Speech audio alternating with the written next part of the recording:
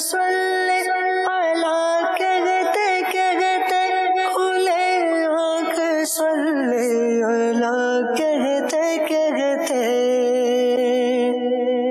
اعوذ باللہ من الشیطان الرجیم. میں اللہ تعالیٰ کی پناہ میں آتا ہوں شیطان مردود سے. بسم اللہ الرحمن الرحیم. اللہ کے نام سے شروع جو نہایت مہربان رحم والا. اینما تکونوا یدرککم الموت ولو کنتم فی بروج مشیدہ. تم جہاں کہیں ہو موت تمہیں آ لے گی اگرچہ مضبوط قلعوں میں ہو. وَإِن تُصِبْهُمْ حَسَنَةٌ يَقُولُوا هَذِهِ مِنْ عِنْدِ اللَّهِ. اور انہیں کوئی بھلائی پہنچے تو کہیں یہ اللہ کی طرف سے ہے. وَإِن تُصِبْهُمْ سَيِّئَةٌ يَقُولُوا هَذِهِ مِنْ عِنْدِكَ. اور انہیں کوئی برائی پہنچے تو کہیں یہ حضور کی طرف سے آئی. قُلْ كُلٌّ مِّنْ عِنْدِ اللَّهِ. تم فرما دو سب اللہ کی طرف سے ہے. فَمَا لِهَٰؤُلَاءِ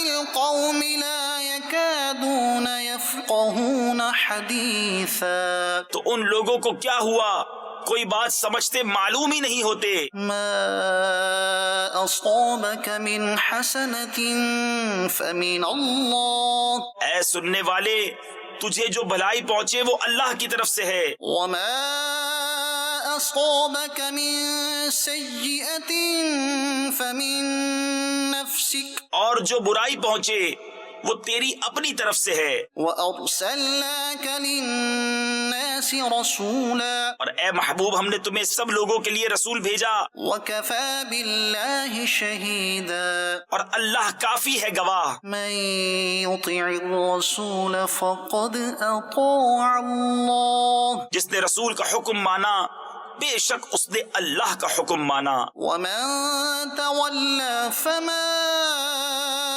أَرْسَلْنَاكَ عَلَيْهِمْ حَفِيظًا. اور جس نے منہ پھیرا تو ہم نے تمہیں ان کے بچانے کو نہ بھیجا. وَيَقُولُونَ طَاعَةٌ فَإِذَا بَرَزُوا مِنْ عِنْدِكَ بَيَّتَ طَائِفَةٌ مِّنْهُمْ غَيْرَ الَّذِي تَقُولُ. اور کہتے ہیں ہم نے حکم مانا، پھر جب تمہارے پاس سے نکل کر جاتے ہیں تو ان میں ایک گروہ جو کہہ گیا تھا اس کے خلاف رات کو منصوبے گانٹتا ہے. وَاللَّهُ يَكْتُبُ مَا يُبَيِّتُونَ فَأَعْرِضْ عَنْهُمْ وَتَوَكَّلْ عَلَى اللَّهِ وَكَفَى بِاللَّهِ وَكِيلًا. اور اللہ لکھ رکھتا ہے ان کے رات کے منصوبے، تو اے محبوب تم ان سے چشم پوشی کرو اور اللہ پر بھروسہ رکھو، اور اللہ کافی ہے کام بنانے کو. افلا يتدبرون القرآن. تو کیا غور نہیں کرتے قرآن میں؟ ولو كان من عند غير الله لوجدوا فيه اختلافا كثيرا. اور اگر وہ غیر خدا کے پاس سے ہوتا تو ضرور اس میں بہت اختلاف پاتے. وإذا جاءهم أمر من الأمن أو الخوف أذاعوا به. اور جب ان کے پاس کوئی بات اطمینان یا ڈر کی آتی ہے اس کا چرچا کر بیٹھتے ہیں. ولو ردوه إلى الرسول وإلى أولي الأمر منهم لعلمه الذين يستنبطونه منهم. اور اگر اس میں رسول اور اپنے ذی اختیار لوگوں کی طرف رجوع لاتے تو ضرور ان سے اس کی حقیقت جان لیتے. یہ جو بات میں کاوش کرتے ہیں. ولولا فضل الله عليكم ورحمته لاتبعتم الشيطان إلا قليلا. اور اگر تم پر اللہ کا فضل اور اس کی رحمت نہ ہوتی تو ضرور تم شیطان کے پیچھے لگ جاتے مگر تھوڑے. فقاتل فی سبیل اللہ. تو اے محبوب اللہ کی راہ میں لڑو. لا تکلف الا نفسك وحرض المؤمنین. عسى الله ان ليكف بأس الذين كفروا تم تکلیف نہ دیے جاؤ گے مگر اپنے دم کی، اور مسلمانوں کو آمادہ کرو، قریب ہے کہ اللہ کافروں کی سختی روک دے۔ والله أشد بأسا وأشد تنكيلا، اور اللہ کی آنچ یعنی گرفت سب سے سخت تر ہے، اور اس کا عذاب سب سے کرا یعنی زبردست سخت۔ صدق اللہ العظیم۔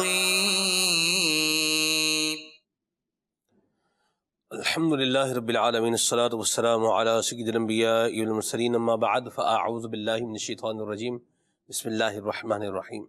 صلوا علی الحبیب صلی اللہ تعالی علی محمد صلی اللہ علیہ وسلم۔ نبی اکرم شفیع معظم صلی اللہ علیہ وسلم نے ارشاد فرمایا کہ تم جہاں بھی ہو مجھ پہ درود پاک پڑھو، بے شک تمہارا درود مجھ تک پہنچتا ہے۔ صلوا علی الحبیب صلی اللہ تعالی علی محمد صلی اللہ علیہ وسلم، صلاۃ و سلام علیک یا سیدی یا رسول اللہ۔ قرآن کریم کی آیات میں اللہ تبارک و تعالیٰ کی رحمت کا بیان بھی ہے، اور اللہ تبارک و تعالیٰ کی ہیبت اور اللہ تبارک و تعالیٰ کے جلال کا بیان بھی ہے۔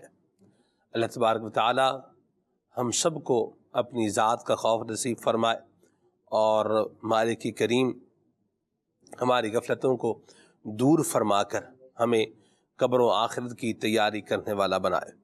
دنیا میں جو بھی کام کر رہے ہیں یاد رکھیے، الدنیا مزرع الآخرہ، یہ آخرت کی کھیتی ہے۔ یہ دنیا میں اٹھائے ہوئے قدم مجھے کہاں لے جائیں گے، قبر میں عذاب کا باعث بنیں گے یا حشر میں نجات کا ذریعہ بنیں گے، ہمیں ان کا فیصلہ کرنا ہوگا، اور اسی کے مطابق اپنے قدموں کو اٹھانا اور آگے بڑھانا ہوگا۔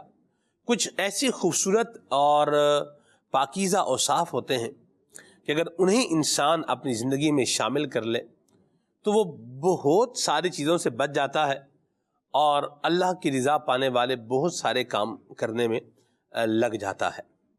اور وہ خوبصورت وصف ہے شرم و حیا، اور یہی آج کے ہمارے پروگرام کا عنوان ہے اور موضوع ہے۔ مدنی چینل کے ناظرین، گفتگو کی ابتدا انشاءاللہ مبلغین کے ساتھ کریں گے، لیکن یہاں پر میں جو ایک بات عرض کرنا چاہوں کہ ایک افسوس کا مقام یہ ہے کہ ہم نے شرم اور حیا ان دونوں لفظوں کو صرف اور صرف تانا دینے کے لیے رکھ لیا ہوا ہے۔ تانا دینے کے لیے، سامنے والے کو ذلیل کرنے کے لیے، کسی کا منہ بند کروانے کے لیے، اور تیز کرنے کے لیے، یعنی وہ سمجھ لیں کہ رکھ لیا، کوئی شرم کرو، کوئی حیا کرو، اس طرح کر کے بھی یہ لفظ استعمال کیے جاتے ہیں۔ ان کا استعمال اپنے فریض میں اپنی جگہ، لیکن ہمارا جو پوائنٹ ہے وہ یہ ہے کہ افسوس کی بات یہ ہے کہ جو دوسرے کو شرم اور حیا دلانے کی بات کر رہا ہوتا ہے، شاید اس کے اپنے اندر بھی شرم و حیا کا انتہائی فقدان اور کمی ہوتی ہے۔ اللہ ہمیں عافیت اور سلامتی والا معاملہ جو ہے وہ عطا فرمائے، اور ہمیں شرم و حیا کی اللہ دولت جو ہے وہ نصیب فرمائے۔ الحیاء هو الایمان کلہ، حیا کو ایمان میں سے قرار دیا گیا، ایسا خوبصورت وصف ہے شرم و حیا۔ تو یہ وصف ہمارے اندر بالکل کوٹ کوٹ کے بھرا ہوا ہونا چاہیے۔ اللہ ہم سب کو جو ہے وہ یہ نصیب فرمائے۔ اسی پر انشاءاللہ آج ہم گفتگو کریں گے، پروگرام کو آگے لے کر بڑھیں گے۔ عدنان شیخ بھائی ہمارے ساتھ ہیں، آئیے عدنان بھائی سے کلام سنتے ہیں اور پھر آگے چلتے ہیں۔ صلو علی الحبیب صلی اللہ تعالی علی محمد۔ صلو علی الحبیب صلی اللہ تعالی علی محمد صلی اللہ علیہ وسلم۔ صلی علی نبینا، صلی علی نبینا، صلی علی محمد، صلی علی کریمنا، صلی علی کریمنا، صلی علی محمد۔ وہ جو نہ تھے تو کچھ نہ تھا،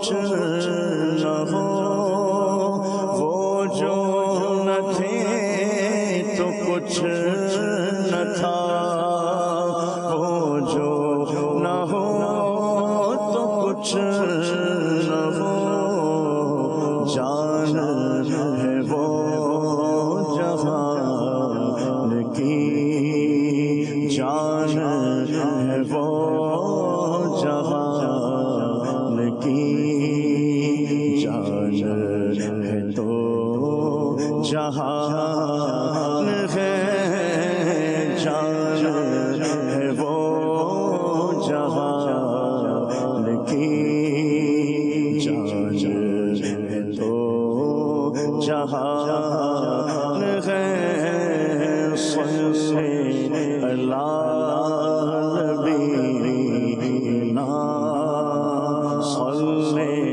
اللہ نبینا، صلی اللہ محمد، صلی اللہ محمد۔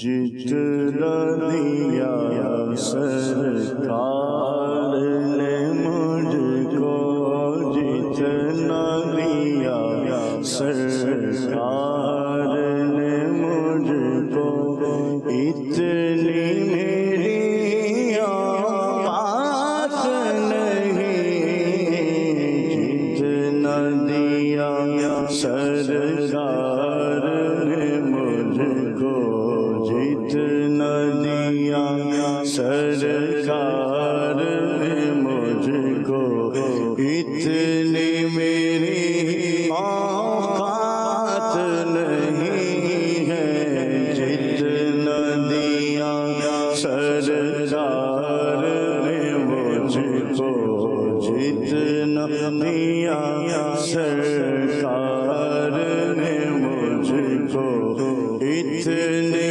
میری اوقات نہیں ہے، یہ تو کرم ہے ان کا ورنہ، یہ تو کرم ہے ان کا ورنہ، مجھ میں تو ایسی بات نہیں ہے، جتنا دیا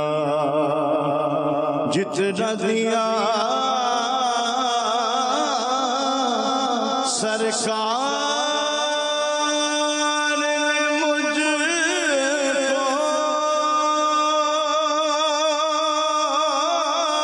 اتنی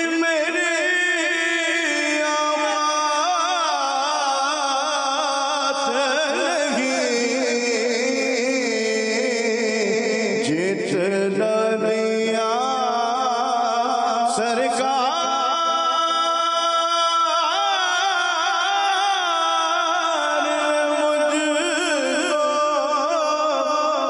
اتنی میری اوقات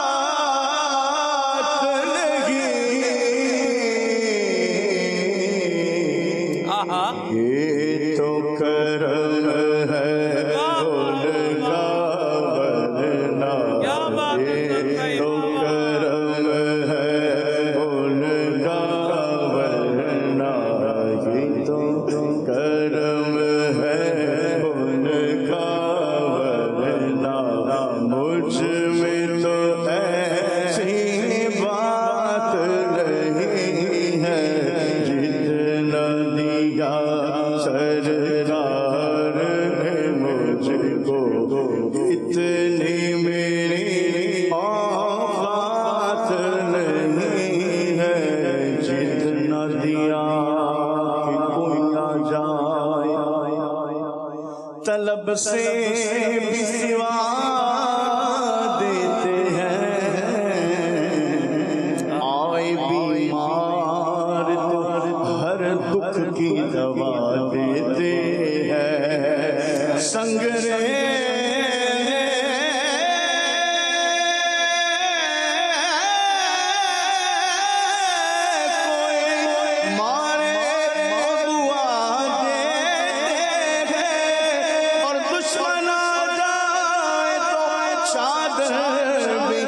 بچھا دیتے ہیں یہ تو کرم ہے ان کا ورنہ یہ تو کرم ہے یہ تو کرم ہے ان کا ورنہ یہ تو کرم ہے ان کا ورنہ مجھ میں ایسی بات نہیں ہے جتنا دیا سرکار نے مجھ کو کوئی سلیقہ ہے آرزو کا نہ بندگی میری بندگی ہے یہ سب تمہارا کرم ہے آقا کہ بات اب تک بھلی ہوئی ہے کسی کا احسان کیوں اٹھائے کسی کو غایات کیوں بتائے بس تم ہی سے مانگے کہ تم بھی دو گے تمہارے دل سے ہلا لگی ہے جتنا دیا سرکار نے مجھ کو اتنی میری اوقات نہیں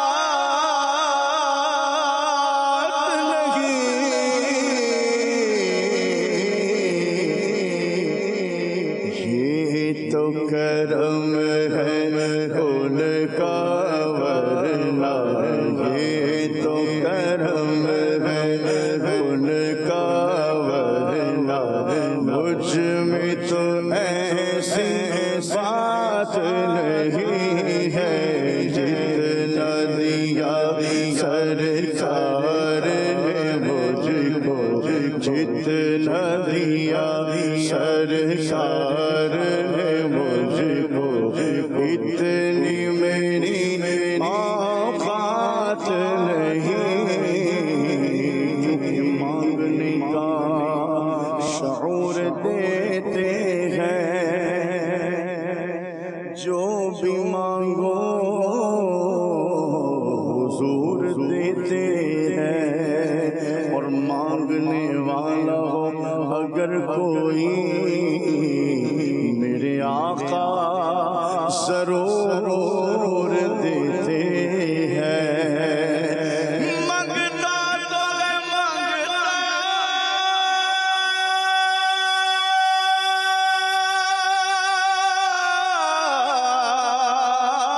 کوئی شاخوں میں دکھا دے جس کو میری سرکار سے ٹکڑا نہ ملا ہو یہ تو کرم ہے ان کا ورنہ یہ تو کرم ہے ان کا ورنہ مجھ میں ایسی بات نہیں ہے جتنا دیا سرکار نے مجھ کو اتنی میری اوقات نہیں روک لیتی ہے آپ کی نسبت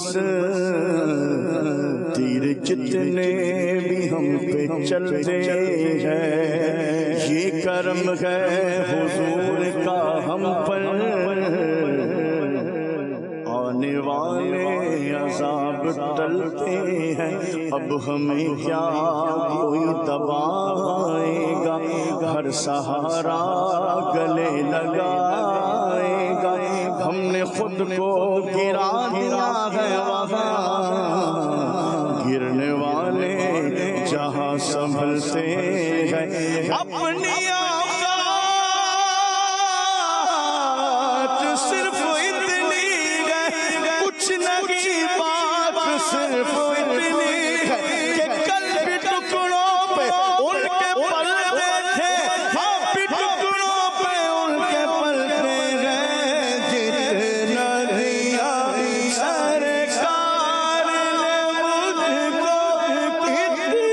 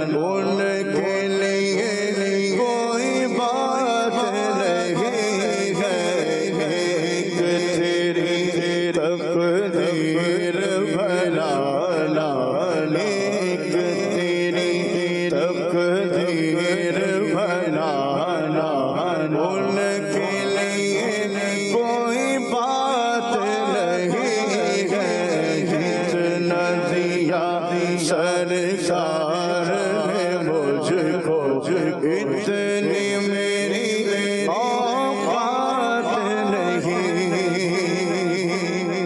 اور ذکر نبی میں جو دل گزرے وہ دل سب سے بہتر ہے۔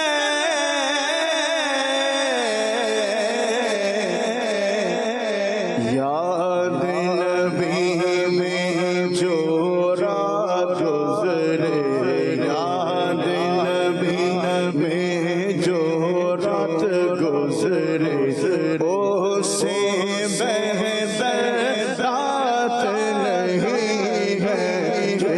اتنا دیا سرکار نے مجھ کو، اتنی میری اوقات نہیں۔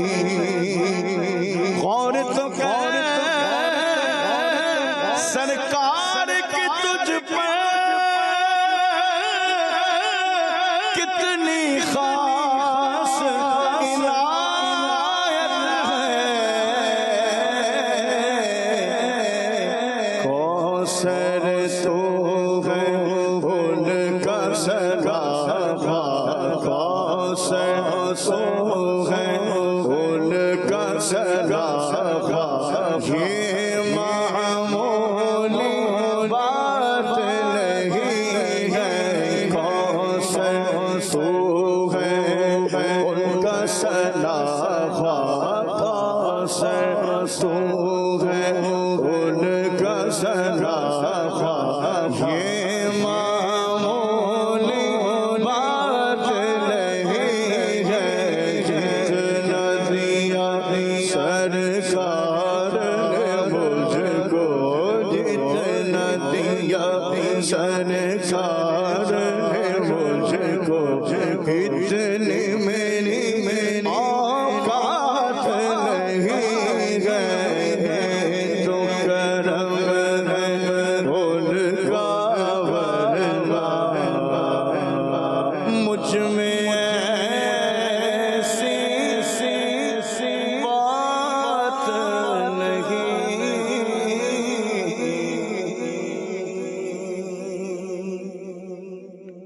سچ بات ہے، جتنا دیا سرکار نے مجھ کو اتنی میری اوقات نہیں۔ لفظ ہے غالباً اس میں آپ نے زیادہ میرا خیال کیا ہے۔ آپ چلیں اللہ رحمت کی نظر فرمائے تو اللہ نبی اکرم شفیع معظم صلی اللہ علیہ وسلم کی شفاعت ہم سب کو نصیب فرمائے، اور یہ خوش نصیبی ہے کہ اللہ نبی پاک صلی اللہ علیہ وسلم کا ذکر خیر کرتے رہنے کی سعادت نصیب فرمائے۔ یہ تو کرم ہے ان کا، ورنہ مجھ میں تو ایسی بات نہیں۔ کوئی شک نہیں اس میں، کرم ہے حضور کا، اور جب کرم ہوتا ہے تو پھر حالات بدل جاتے ہیں۔ سبحان اللہ۔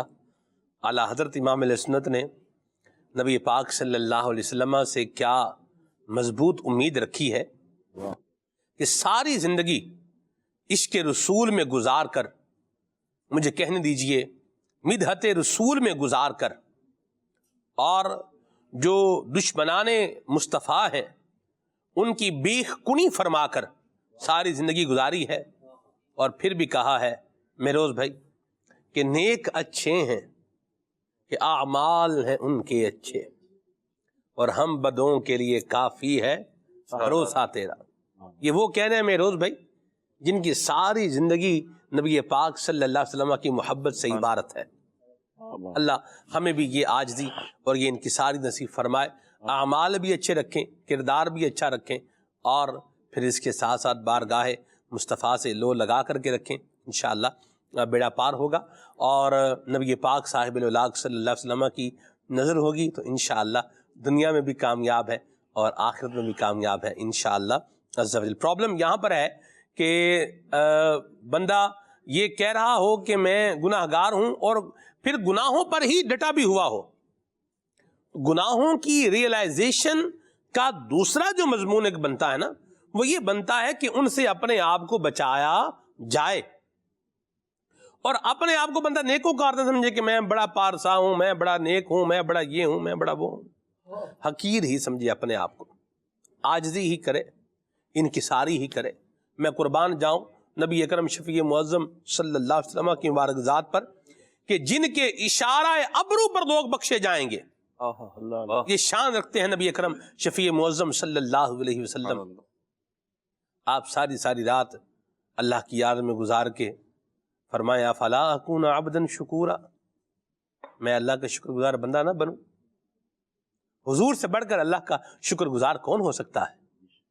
نبی اکرم شفیع معظم صلی اللہ علیہ وسلم سے بڑھ کر اللہ تبارک و تعالیٰ کی معرفت یہ کسے ہو سکتی ہے؟ اللہ اکبر. لیکن پھر بھی یہ حضور کی عاجزی ہے، ان کی ساری ہے کہ میں اللہ کا شکر گزار بندہ نہ بن جاؤں. میں قربان، میں یا رسول اللہ، سبحان اللہ. اللہ یہ خوبصورت اوصاف ہمیں بھی عاجزی اور ان کی ساری والے نصیب فرمائے، اور تقوی اور پرہیزگاری بھی اللہ تبارک و تعالی ہمیں عطا فرمائے. آمین بجاہ طٰہٰ و یاسین علیہ وعلی آلہ افضل الصلوات والتسلیم. آج کے پروگرام کے عنوان کی طرف آتے ہیں. آج کے ہمارے پروگرام کا عنوان ہے، موضوع ہے شرم و حیا. وسیم بھائی، مہروز بھائی، میں نے جو ابتدا میں ایک بات کہی ہے وہ یہ کہی ہے کہ یہ ہمارے معاشرے کا ایک المیہ بن گیا ہے کہ شرم اور حیا ان دو لفظوں کو ہم نے صرف اور صرف تانا دینے کے لیے رکھ لیا ہے. کسی کو تانا مارنا ہے، کوئی شرم کرو، کوئی حیا کرو، کیا کر رہے ہو بھائی؟ اچھا، خود اپنا آپ بندہ دیکھے تو وہ دونوں اس سے دونوں ہی باہر ہے. وہ تو باہر ہے ہی ہے، یہ جو کہہ رہا ہے یہ کوئی شرم و حیا میں ڈوبا ہوا ہے، ایسا معاملہ بھی نہیں. وہ بھی جواباً کہہ دیتا تم ہی کر لو. ہاں جی. جب یہ کہتا ہے کہ کچھ شرم و حیا کرو، ہاں جی، تو وہ بھی جواباً پھر کہہ دیتا ہے کہ تم کر لو. صحیح. اور معاملہ یہ ہے کہ یوں تو حدیث پاک کے مطابق ہر دین کا، ہر مذہب کا ایک خلق ہوتا ہے، اور دین اسلام کا خلق جو ہے وہ حیا ہے. واہ. اور اس کی شرح میں محدثین نے اس بات کو بیان فرمایا کہ اس سے مراد امتیاز ہے. واہ. کہ ہر دین کا کوئی ایک امتیازی وصف ہوتا ہے، اور دین اسلام کا جو امتیازی وصف ہے وہ شرم و حیا ہے. سبحان اللہ. ہمیں اس پہ غور کرنا چاہیے. اور آپ نے جو بات کہی سلمان بھائی، معاملہ یہ ہے کہ ہم ہر اچھا وصف دوسرے کو سکھانے کی کوشش کرتے ہیں، جی، چاہے وہ شرم و حیا ہو، چاہے تقوی و پرہیزگاری ہو، چاہے سچ اور ایمانداری ہو، چاہے مسلمانوں کی خیرخواہی ہو.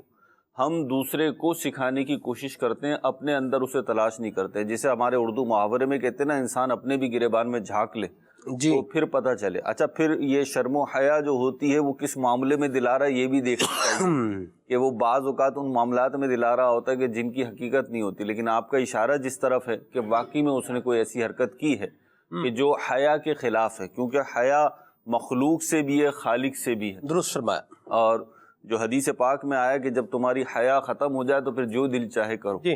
تو معاملہ یہ ہے کہ حیا جو ہے نا ایک بنیاد ہے. یہ تو بیخن ہے، اس کو بھی تھوڑا وضاحت کر دیں کہ اذا لم تستحی فاصنع ما شئت. جب تو بے شرم اور بے حیا ہو جائے تو پھر جو مرضی کر. مطلب یہ کیا ہے؟ یہ تو بیخ ہے، یہ ڈانٹا جا رہا ہے بھئی اتنا بے شرم ہو گیا ہے کہ اب جو مرضی کرتا پھر بھئی. اس کی ایک یہ میں یاد رکھیں، یہ اس کی مہروز بھائی اس کا تھوڑا اس کو لینا بڑا ضروری ہے کہ یہ کوئی ایسا نہیں ہے کہ اجازت دے دی گئی ہے کہ بھئی جو مرضی کرتے پھرو. جی ہاں، یہ کچھ جو ہے نا وہ باتیں تو بیخن ہوتی ہیں. جیسے باپ جو ہے اپنے بیٹے سے بولے کہ تو میرا کچھ لگتا ہی نہیں، تو مطلب کیا ہے کہ بھئی باپ بیٹے کا رشتہ ختم ہو گیا ہے؟ یہ مطلب نہیں ہے. کوئی کسی کی نہیں مان رہا ہوتا، جی، جس طرح والد صاحب بچے کو سمجھا رہے ہیں، بچہ نہیں مان رہا تو والد صاحب کہتے ہیں نا پھر ٹھیک ہے جو دل چاہے کر لو، جو مرضی کرتا پھر بھائی. تو اب یہ مطلب اس کا یہ نہیں ہوتا کہ تم جا کے جو ہے نا وہ آگ میں کود جاؤ، یا جا کے جو چوریاں کرو، ڈاکے ڈالو. ہاں جی، مطلب یہی ہوتا ہے کہ یہ پھر تم سوچ لو کہ تم کر غلط ہی رہے ہو. ایسی بات صحیح. یہ توبیخاً ملامت کرنے کے لیے، یہ ڈانٹ ڈپٹ کے لیے ہوتی ہے کہ سمجھ لو، اور اس کا جو نتیجہ ہوگا وہ بھگتنے کے لیے بھی تیار رہو. جی، یہ ایک شرح، یہ اس کی ایک شرح اور ہے سلمان بھائی اس کی. جی، وہ یہ کہ اسلامی احکام دو طرح کے. جی جی. ایک وہ ہیں کہ جن کا کرنا ضروری ہے، اور ایک وہ ہے جن سے بچنا ضروری ہے. ایسی بات. اور جس کے اندر حیا ہوگی تو یقینی طور پر وہ ہر اس بری بات سے بچے گا جس سے اسے ملامت کی جائے، یا اس کی توبیخ کی جائے، یا اس کو پکڑ ہو، اور ہر اس کام کو اختیار کرنے کی کوشش کرے گا جو اس کی اچھائی کا، بھلائی کا، فلاح کا، کامیابی کا ضامن ہو. تو جب حیا ہوگی بندے میں تو وہ حرام و ناجائز کام سے بچے گا، اور حلال طیب اور جو احکام اس کے اوپر لازم ہو ان کو اختیار کرے گا. اور جب حیا نکل گئی، حیا نکلنے کا مطلب یہ ہے کہ اب وہ حرام یا برا کام کرتے ہوئے نہیں شرما رہا اور حلال اور فرض کام کو چھوڑتے ہوئے نہیں شرما رہا، جو ذمہ داری تھی وہ چھوڑتے ہوئے نہیں شرما رہا، اور جو جس سے بچنا تھا اس میں ملوث ہوتے ہوئے نہیں شرما رہا. تو اب کہا گیا کہ اب تو جو چاہے کر، مطلب یہ کہ اب تو جو بھی کرے گا اس کا جواب دے تو ہے، ہم نے تو تجھے سمجھا دیا گویا. تو یہ اس کا مطلب ہے. بہرحال ہم اپنے معاشرے میں دیکھیں، آپ نے جو بنیادی سوال اٹھایا نا سلمان بھائی، وہ بڑا اہم ہے. مدنی چینل کے ناظرین، ہم گفتگو کر رہے ہوں یا کوئی اور گفتگو کر رہا ہو، لوگ سن رہے ہوں، بالخصوص کسی اچھائی کی گفتگو سن رہے ہوں، تو ہم یوں گمان کرتے ہیں کہ یہ ہمارے اندر ہے اور دوسرے کو کہتے ہیں دیکھو دیکھو وسیم بھائی کیا کہہ رہے ہیں مولانا صاحب. تو اب کیا ہوتا ہے وہ یہ ہے کہ وسیم بھائی اختیار کریں، حالانکہ خود یہ ایک غیر اخلاقی انداز ہے کسی کو سمجھانے کا، بے نتیجہ اور بے ثمر آور کام ہے اس طریقے سے کسی کو سمجھانا. ہونا یہ چاہیے کہ میں اپنے اندر حیا پیدا کروں. اچھا، بنیادی طور پر یوں سمجھ لیجئے کہ انسان میں فطرتاً حیا رکھی گئی ہے. حیا ان اوصاف میں سے جو فطری طور پر انسان میں رکھی گئی ہے، لیکن ماحول اور دیگر چیزیں جو ہیں وہ حیا کو کھینچ لیتی ہیں، اس کی چادر کو کھینچ لیتی ہیں. امام اصمعی رحمۃ اللہ تعالی علیہ نے اور دیگر بزرگان دین نے جو حیا کے فضائل و مناقب بیان کیے ہیں، اس میں سے ایک یہ بھی ہے کہ تمام تر حسن اخلاق جو ہے نا، اس کا جو سر ہے، دماغ ہے، یعنی یوں کہہ لیجیے اس کی جو جان ہے وہ حیا میں ہے. کہ انسان میں حیا ہوگی تو وہ جھوٹ بولنے سے بچے گا، سچ بولے گا. انسان میں حیا ہوگی تو بے مروتی سے بچے گا، مروت اختیار کرے گا. انسان کے اندر حیا ہوگی تو وہ دوسرے کی خیرخواہی کرے گا اور خیرخواہی کرنے کا جذبہ رکھے گا. انسان میں حیا ہوگی تو حرام کھانے سے بچے گا، کمانے سے بچے گا، اور حلال کمائے گا، کھائے گا. یہ ساری چیزیں حیا سے تعلق رکھتی ہیں، کیونکہ بندوں سے بھی حیا کرنی ہے، اللہ رب العزت سے بھی حیا کرنی ہے. اور ہمارا رب عز و جل بھی حیا فرماتا ہے، ہمارے مصطفیٰ کریم علیہ الصلوۃ والسلام بھی حیا فرماتے ہیں. رب تبارک و تعالیٰ کس چیز سے حیا فرماتا ہے؟ حدیث پاک میں آیا کہ جب اللہ کا بندہ اللہ کی بارگاہ میں دستے سوال دراز کرتا ہے تو مولا کریم فرماتا ہے اے فرشتوں کہ حیا آتی ہے کہ اس کا دستے سوال خالی لوٹا دوں اور اس کا مدعا اسے نہ دوں. تو اللہ رب العزت اپنی شان حیا فرماتا ہے. ہمارے پیارے آقا و مولا صلی اللہ تعالی علیہ وسلم جو نقلی اعتبار سے بھی، عقلی اعتبار سے بھی، شرعاً دیکھیں تو بھی، دنیاوی اعتبار سے تو بھی دیکھیں، ایک کامیابی کا مینارہ نور ہے، ایک کامیابی کی علامت ہے نبی پاک علیہ الصلوۃ والسلام. آپ کی حیات طیبہ کو ہم دیکھیں تو آپ نبی پاک علیہ الصلوۃ والسلام اتنے باحیات کہ باحیاؤں کے امام اور سردار تھے. آپ عثمان غنی رضی اللہ تعالی عنہ کی حیا جو ہے وہ بڑی مشہور ہے اور آپ کے امتیازی اوصاف میں سے ہے. لیکن آپ بھی اس معاملے میں ظاہر ہے نبی پاک علیہ الصلوۃ والسلام کے نقش قدم پہ یا ان کی غلامی میں ان کے پیچھے پیچھے چل رہے ہیں. تو رب تبارک و تعالیٰ اپنی شان حیا فرما رہا ہے. نبی پاک علیہ الصلوۃ والسلام سب سے بڑھ کر مخلوق میں حیا فرمانے والے. یہ جو آپ نے بات کہی حدیث پاک بیان کی بھی شروع میں کہ نبی کریم علیہ الصلوۃ والسلام نے فرمایا کیا میں اپنے رب کا شکر گزار بندہ نہ بنوں؟ سلمان بھائی، اس میں بھی پہلو حیا کا ہے، کیونکہ حیا جن وجوہات سے ہوتی ہے ان میں سے ایک وجہ ہے کہ منعم کا انعام پر شکریہ ادا کرنا، کہ جس نے تم پر انعام کیا ہے اس کی شکر گزاری کی جائے، یہ بھی حیا سے ہے. تو یہ نبی پاک علیہ الصلوۃ والسلام کی زندگی کو اگر ہم دیکھیں تو اس میں حیا ہی حیا نظر آئے گی. اب ہم اپنے معاشرے پہ آ جائیں. اپنے معاشرے پہ جب ہم آتے ہیں تو وہ آپ والی بات کہ دوسرے کو سکھا رہے ہیں، خود نہیں سیکھ رہے. پھر حیا کا درست ہونا، کیونکہ آپ دیکھیے بہت سارے مقامات پر لوگوں کو آپ یہ کہتے سنیں گے کہ میں نام نہیں لیتا، بہت ساری نیکیوں میں لوگ ایسے کہہ رہے ہوتے ہیں کہ یہ نیکی تو کرنے کا دل کرتا ہے لیکن شرم آتی ہے، لوگ کیا کہیں گے. تو یہ شرم جو ہے یہ ناجائز ہے، یہ مذموم ہے، یہ نہیں کرنی. اور یہ ایسی شرم ہے کہ جس پہ شرم آنی چاہیے کہ یہاں نہیں شرمانا، بلکہ جو اللہ اور اس کے رسول کے احکام ہے، جو شریعت کے احکام ہے، ان کو کر گزرنے میں نہیں شرمانا چاہیے، یہ ناجائز.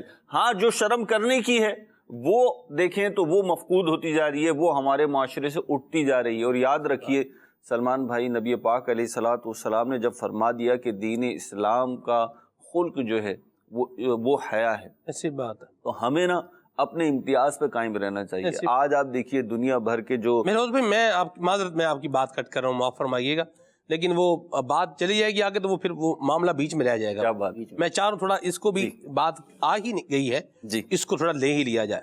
آپ نے جو یہ ڈیفرینشیٹ کیا کہ جس میں حیا کرنی چاہیے اس میں کر نہیں رہے، جی ٹھیک ہے جی، اور جس میں نہیں کرنی اس میں کیا ہے کہ بھئی مجھے شرم آ رہی ہے. جیسے داڑھی رکھنی ہے، یار میرے سارے کزن جو ہے نا ان کی میں سے کسی کی داڑھی نہیں ہے، میں رکھوں گا تو شرم آئے گی اس میں.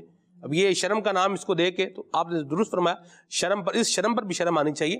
آپ دیکھیں مہروز بھائی، کسی کے گھر میں جھانکنا انتہائی غیر اخلاقی کام، انتہائی غیر اخلاقی کام ہے، اور اس پر شرعی کام اور جی شرعی حکم بھی ہے کہ اگر کوئی کسی کے گھر میں جھانک رہا ہے اور وہ کوئی پتھر مار کے اس کی آنکھ پھوڑ دے تو اس پر قصاص بھی نہیں ہوگا، بدلہ نہیں لے سکتا. یہ بدلہ نہیں لے سکتا، قصاص نہیں ہے اس کے اوپر. یعنی اس میں شرم کرے کہ میں لوگوں کے گھروں میں جھانک رہا ہوں، اس میں شرم نہیں ہے. کوئی موبائل ہے، کسی کا موبائل یوز کرتے یوں کر کے دیکھ رہے ہیں، جھانک رہے ہیں کیا لکھ رہا ہے، کیا پڑھ رہا ہے، کیا آ رہا ہے، کیا جا رہا ہے. یہ شرم والی بات، اس پہ بندہ شرم کرے کہ میں کسی کی تحریر بغیر اجازت کے جو ہے وہ پڑھ رہا ہوں. پڑھنے سے منع کیا گیا ہے، بغیر اجازت کی تحریریں نہیں پڑھنی چاہیے. کسی کی ذاتی تحریر ہے تو یوں بندہ جو ہے پڑھ رہا، اس پر جو ہے وہ شرم کی جائے. یعنی شرم اور حیا کا تقاضا ہے کہ جس کام سے اللہ اور اس کے رسول نے منع کیا ہے اس سے رکے. وہاں تو رک نہیں رہے، اور جو کرنے کا حکم ہے، وہ جو کرنے کا ہے، وہاں پر بندہ بولے وہ کیا ہے، یہ کیا ہے، یہ کیا ہے، وہ کیا ہے. تو اس کا جو ہے نا وہ خاتمہ کر کے جو یہ شیطانی چکر ہے اس سے اپنے آپ کو بچائیں، اور اللہ تبارک و تعالیٰ کے محبوب کریم صلی اللہ علیہ وسلم کے بتائے ہوئے طریقے کے مطابق زندگی آگے بڑھائیں، اور پھر اللہ کریم سے حیا کریں. حضرت امام ابوالقاسم کشیری رحمہ اللہ روایت بیان فرما رہے ہیں، حدیث قدسی بیان فرماتے ہیں کہ اللہ کریم فرماتا ہے کہ تو نے مجھ سے حیا کی تو جب تک تو حیا کرتا رہے گا میں لوگوں کے ذہنوں سے تیرے گناہوں کو بھلا دوں گا. اللہ اکبر. تختہ زمین سے تمہارے گناہ بھلا دوں گا، لوح محفوظ سے تمہاری لغزشیں مٹا دوں گا، اور قیامت کے دن حساب و کتاب لیتے وقت میں تم سے نرمی کروں گا. یہ اس کے لیے ہے جو اپنے رب تبارک و تعالیٰ سے بھی حیا کرے کہ میں کل اپنے رب کو کیا منہ دکھاؤں گا. جو میرے کام ہیں، جو میرے طریقے ہیں، جو میرا زندگی گزارنے کا انداز ہے، اور پھر یہی کنٹینیو چل رہا ہے.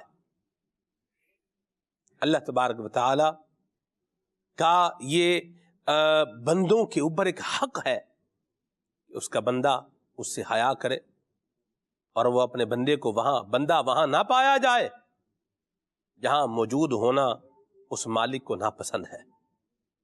اللہ تبارک و تعالی ہم سب کو عافیت اور سلامتی عطا فرمائے، اور حیا کی دولت اللہ ہمیں نصیب فرمائے. وسیم بھائی، میں چاہوں گا تھوڑا حیا کو ڈسکرائب بھی کر دیں، اس کا معنی، مضمون، مفہوم بھی بیان ہو جائے اور تھوڑی وضاحت بھی ہو جائے تاکہ کسی قسم کا مہروز بھائی کوئی مسکنسپشن نہ رہے. جی ماشاءاللہ. ابھی ہم نے حیا کے متعلق ابتدائی گفتگو کی ہے، تو اس کے بارے میں جو حیا کا مطلب ہے، جی حیا کا معنی علماء نے یہ بیان کیا کہ عیب لگائے جانے کے خوف سے جھینپنا. کوئی کام کر رہے ہیں، جی پتہ ہے کہ اگر میں یہ کام کر رہا ہوں تو اس سے مجھ پر عیب لگ سکتا ہے، اور اس خوف سے اس کام کو چھوڑنا. جی اس کے بارے میں علماء نے فرمایا کہ اس سے مراد وہ وصف ہے جو ان چیزوں سے روک دے جو اللہ تعالیٰ اور مخلوق کے نزدیک ناپسندیدہ ہوں. یعنی اللہ سے حیا یہ ہے کہ جو اللہ تبارک و تعالیٰ کے نزدیک ناپسندیدہ چیزیں ہیں، جن سے اللہ تبارک و تعالیٰ ناراض ہوتا ہے، جیسے کہ مہروز بھائی نے ابتداً گفتگو کے اندر اس چیز کو لیا کہ اللہ تعالیٰ کی حلال کردہ چیزوں کو اپنانا اور اللہ تبارک و تعالیٰ کے منع کیے ہوئے کاموں سے بچنا، جی یہ رب سے حیا ہے. بندوں سے حیا کا مطلب کہ جو بندوں کے نزدیک ناپسندیدہ چیزیں ہوتی ہیں، لوگ اسے پسند نہیں کرتے، ان سے بچنا، یہ لوگوں سے حیا کہلاتا ہے. یعنی ہم اس کو ایک عام معنی میں یہ بھی لے سکتے ہیں کہ خلاف مروت کام جو لوگوں کے نزدیک عموماً اچھے نہیں ہوتے، یعنی کہ یہ سلجھے ہوئے لوگوں کی عادات میں شمار نہیں ہوتے، تو یہ چیزیں وہ ہیں کہ جو مخلوق سے حیا میں کہلاتی ہیں. سلمان بھائی، مہروز بھائی جب گفتگو کر رہے تھے نا، میرے ذہن میں ایک چیز اور آ رہی تھی کہ جب کہا گیا نا کہ جب انسان کے اندر سے حیا ختم ہو جاتی ہے، مروت ختم ہو جاتی ہے، لوگوں کا لحاظ ختم ہو جاتا ہے، تو پھر وہ کام کر رہا ہوتا ہے کہ جو کام اسے نہیں کرنے چاہیے۔ اچھا، ہم اس کو پریکٹیکلی طور پہ ایک اداروں میں اگر لیتے ہیں تو جسے کہتے ہیں نا انسان کا لاپرواہ ہو جانا، لاپرواہ انسان کبھی بھی درست اور اچھا کام نہیں کر سکتا۔ لاپرواہ کو اگر آپ الٹ لیتے ہیں تو وہ ہوگا با حیا آدمی۔ آپ نے ان لوگوں کو دیکھا ہوگا جن لوگوں کو یہ کنفرم پتا ہوتا ہے کہ جناب اب میری جاب جو ہے نا وہ کچھ دنوں بعد یہاں سے ختم ہو جائے گی، ادارے میں وہ موجود ہوتے ہیں، ان کو پتا ہوتا ہے کہ یہاں سے اب مجھے جانا ہی جانا ہے۔ اس فرد کے کام کا معیار، اچھا وہ فرد کون کہ جو نارملی افراد ہوتے ہیں، ایک نارملی ہمیں ماحول جو نظر آتا ہے، ایک وہ ہوتے ہیں کہ جن کے اندر واقعی میں حیا ہوتی ہے، مروت ہوتی ہے، اگرچہ ان کو یہ پتہ بھی ہونا کہ میں یہاں سے جا رہا ہوں، اس ادارے سے میں جا رہا ہوں، وہ آخر وقت تک ان کی حیا ان سے تقاضا کرتی ہے کہ تم نے اپنے کام کی پرفارمنس کو اچھا رکھنا ہے۔ لیکن ایک طبقہ، ایک بڑا طبقہ ایسا ہے کہ جسے تب پتہ ہوتا ہے نا کہ یہاں سے جانا ہی جانا ہے، تو اب وہ ہو جاتا ہے لاپرواہ، اس کے اندر سے حیا، مروت، لحاظ ختم ہو جاتا ہے، کیونکہ اسے پتا ہوتا ہے کہ اب ان سے میرا کیا تعلق رہنا ہے۔ ہاں جی، اب وہ ان کو نقصان بھی پہنچا رہا ہوتا ہے جی، وہ خلاف معمول کام بھی کر رہا ہوتا ہے، وہ کام میں سستی اور کاہلی بھی کر رہا ہوتا ہے، وہ کام کو خراب بھی کر رہا ہوتا ہے، وہ سب کر رہا ہوتا ہے۔ ایسے لوگوں سے عموماً ان لوگوں کا کہ جو کسی ادارے کو چلا رہے ہیں، کسی لوگوں کو لے کر چل رہے ہیں، ان کو اندازہ ہوتا ہے۔ اچھا، اب یہی بات ہم نے یہاں پہ لینی ہے اپنے دین کے حوالے سے، خالص دینی امور میں، کہ جو شخص اس چیز کا خوف رکھ رہا ہے نا کہ میرا رب مجھے دیکھ رہا ہے، جی، مجھے اپنے رب کی بارگاہ میں حساب دینا ہے، کل مجھ سے میرے رب کی بارگاہ میں یہ سوال ہونا ہے، میں اس رب کے سامنے اپنے برے اعمال کیسے پڑھ کر سناؤں گا، وہ شخص جو کل کے حساب کو سامنے رکھا ہوا ہے، اس کے ذہن میں یہ چیز گھوم رہی ہے، وہ فرما برداری والے کام کر رہا ہوتا ہے۔ اور جسے یہ لاپرواہی سی ہو جاتی ہے، جس کے دماغ میں یہ چیز سمجھ لیں کہ اس کا دماغ اس طرف نہیں جا رہا، تو وہ اللہ تبارک و تعالیٰ کی نافرمانیوں کی طرف چلا جاتا ہے۔ یہ میں نے ایک مثال دی ہے ادارتی حوالے سے، کاموں کے حوالے سے، اس پہ ہمیں غور کرتے رہنا چاہیے کہ یار میرے اندر یہ حیا ہے یا نہیں، رب سے حیا، اللہ تبارک و تعالیٰ کی نافرمانیوں والے کاموں سے بچنا ہے۔ جی، میں غور کرتا چلا جاؤں، چاہے میں تنہائی میں ہوں، چاہے میں لوگوں کے درمیان ہوں، جی، چاہے میں اپنے گھر میں ہوں، چاہے میں باہر ہوں، جی، یہ یعنی سمجھ لیں کہ جس کے اندر حیا ہوگی نا، وہ کسی سے بات کرتے ہوئے اس کی عزت کا بھی لحاظ کرے گا۔ درست فرمایا۔ آپ نے دیکھا نا کئی لوگ ایسے ہوتے ہیں کہ جن کی زبان پر جو آتا ہے وہ بول دیتے ہیں، کہ سامنے والے کی عزت نفس کا لحاظ نہیں ہے، صحیح، اس مسلمان کا خیال نہیں ہے، اسی لیے اس مسلمان سے حیا بھی نہیں ہے۔ اب جب اس مسلمان سے حیا نہیں ہے نا، اس کا لحاظ نہیں ہے، تو پھر جو زبان پر آئے گا میں بولتا چلا جاؤں گا۔ صحیح، یہ حیا اتنا پیارا وصف ہے جی، جو بڑوں کا ادب بھی سکھاتا ہے، واہ، چھوٹوں پر شفقت بھی سکھاتا ہے، واہ، واہ، واہ، لوگوں سے نرمی بھی سکھاتا ہے، پیار بھی سکھاتا ہے، محبت بھی سکھاتا ہے، بندے کے اپنے اندر نرمی لے کر آتا ہے۔ کیا بات، یہ اتنا پیارا وصف ہے، لیکن اگر اس کو اپنایا جائے، ہمارے آقا صلی اللہ تعالی علیہ وسلم نے جب اس کی ترغیبات ارشاد فرمائی، کیا بات، اور جب ہی آپ نے خود فرمایا گیا نا کہ میرے آقا صلی اللہ تعالی علیہ وسلم بہترین حیا فرمانے والے تھے، درست فرمایا، صحیح ہے، آپ صلی اللہ تعالی علیہ وسلم کی مروت اور لحاظ کا کیا عالم تھا، بے شمار واقعات ملتے ہیں۔ ایسی وہ کسی نے کہا ہے نا کہ دشمن آئے تو چادر بھی بچھا دیتے ہیں، رہتے ہیں، واہ، واہ، تو یہ وہی تو حیا ہے نا کہ یہ مہمان آیا ہے، جی، اب اس کو اس طرح دھتکار دیا جائے، بھیج دیا جائے، واپس کر دیا جائے، یہ حیا اس کا تقاضا نہیں کرتی، اس کی بھی خیر خواہی کی جا رہی ہے۔ درست فرمایا، تو یہ بڑا پیارا وصف ہے، اس کو میں اپنی زندگی پہ غور کرتا چلا جاؤں اور اپناتا چلا جاؤں۔ درست فرمایا، بڑی پیاری بات کہی، اللہ ہمیں جو ہے وہ نصیب فرمائے۔ آمین۔ اور بے حیائی جو ہے نا وہ صرف لباس کی حد تک یا گفتار کی حد تک محدود نہیں ہے، بلکہ یہ ایک وسیع مضمون اور مفہوم ہے، اور لباس میں بھی اور گفتار میں بھی یقیناً حیا کا ایک بڑا جو ہے وہ کردار ہے، اور اس پر بھی غور کرنے کی بات ہے۔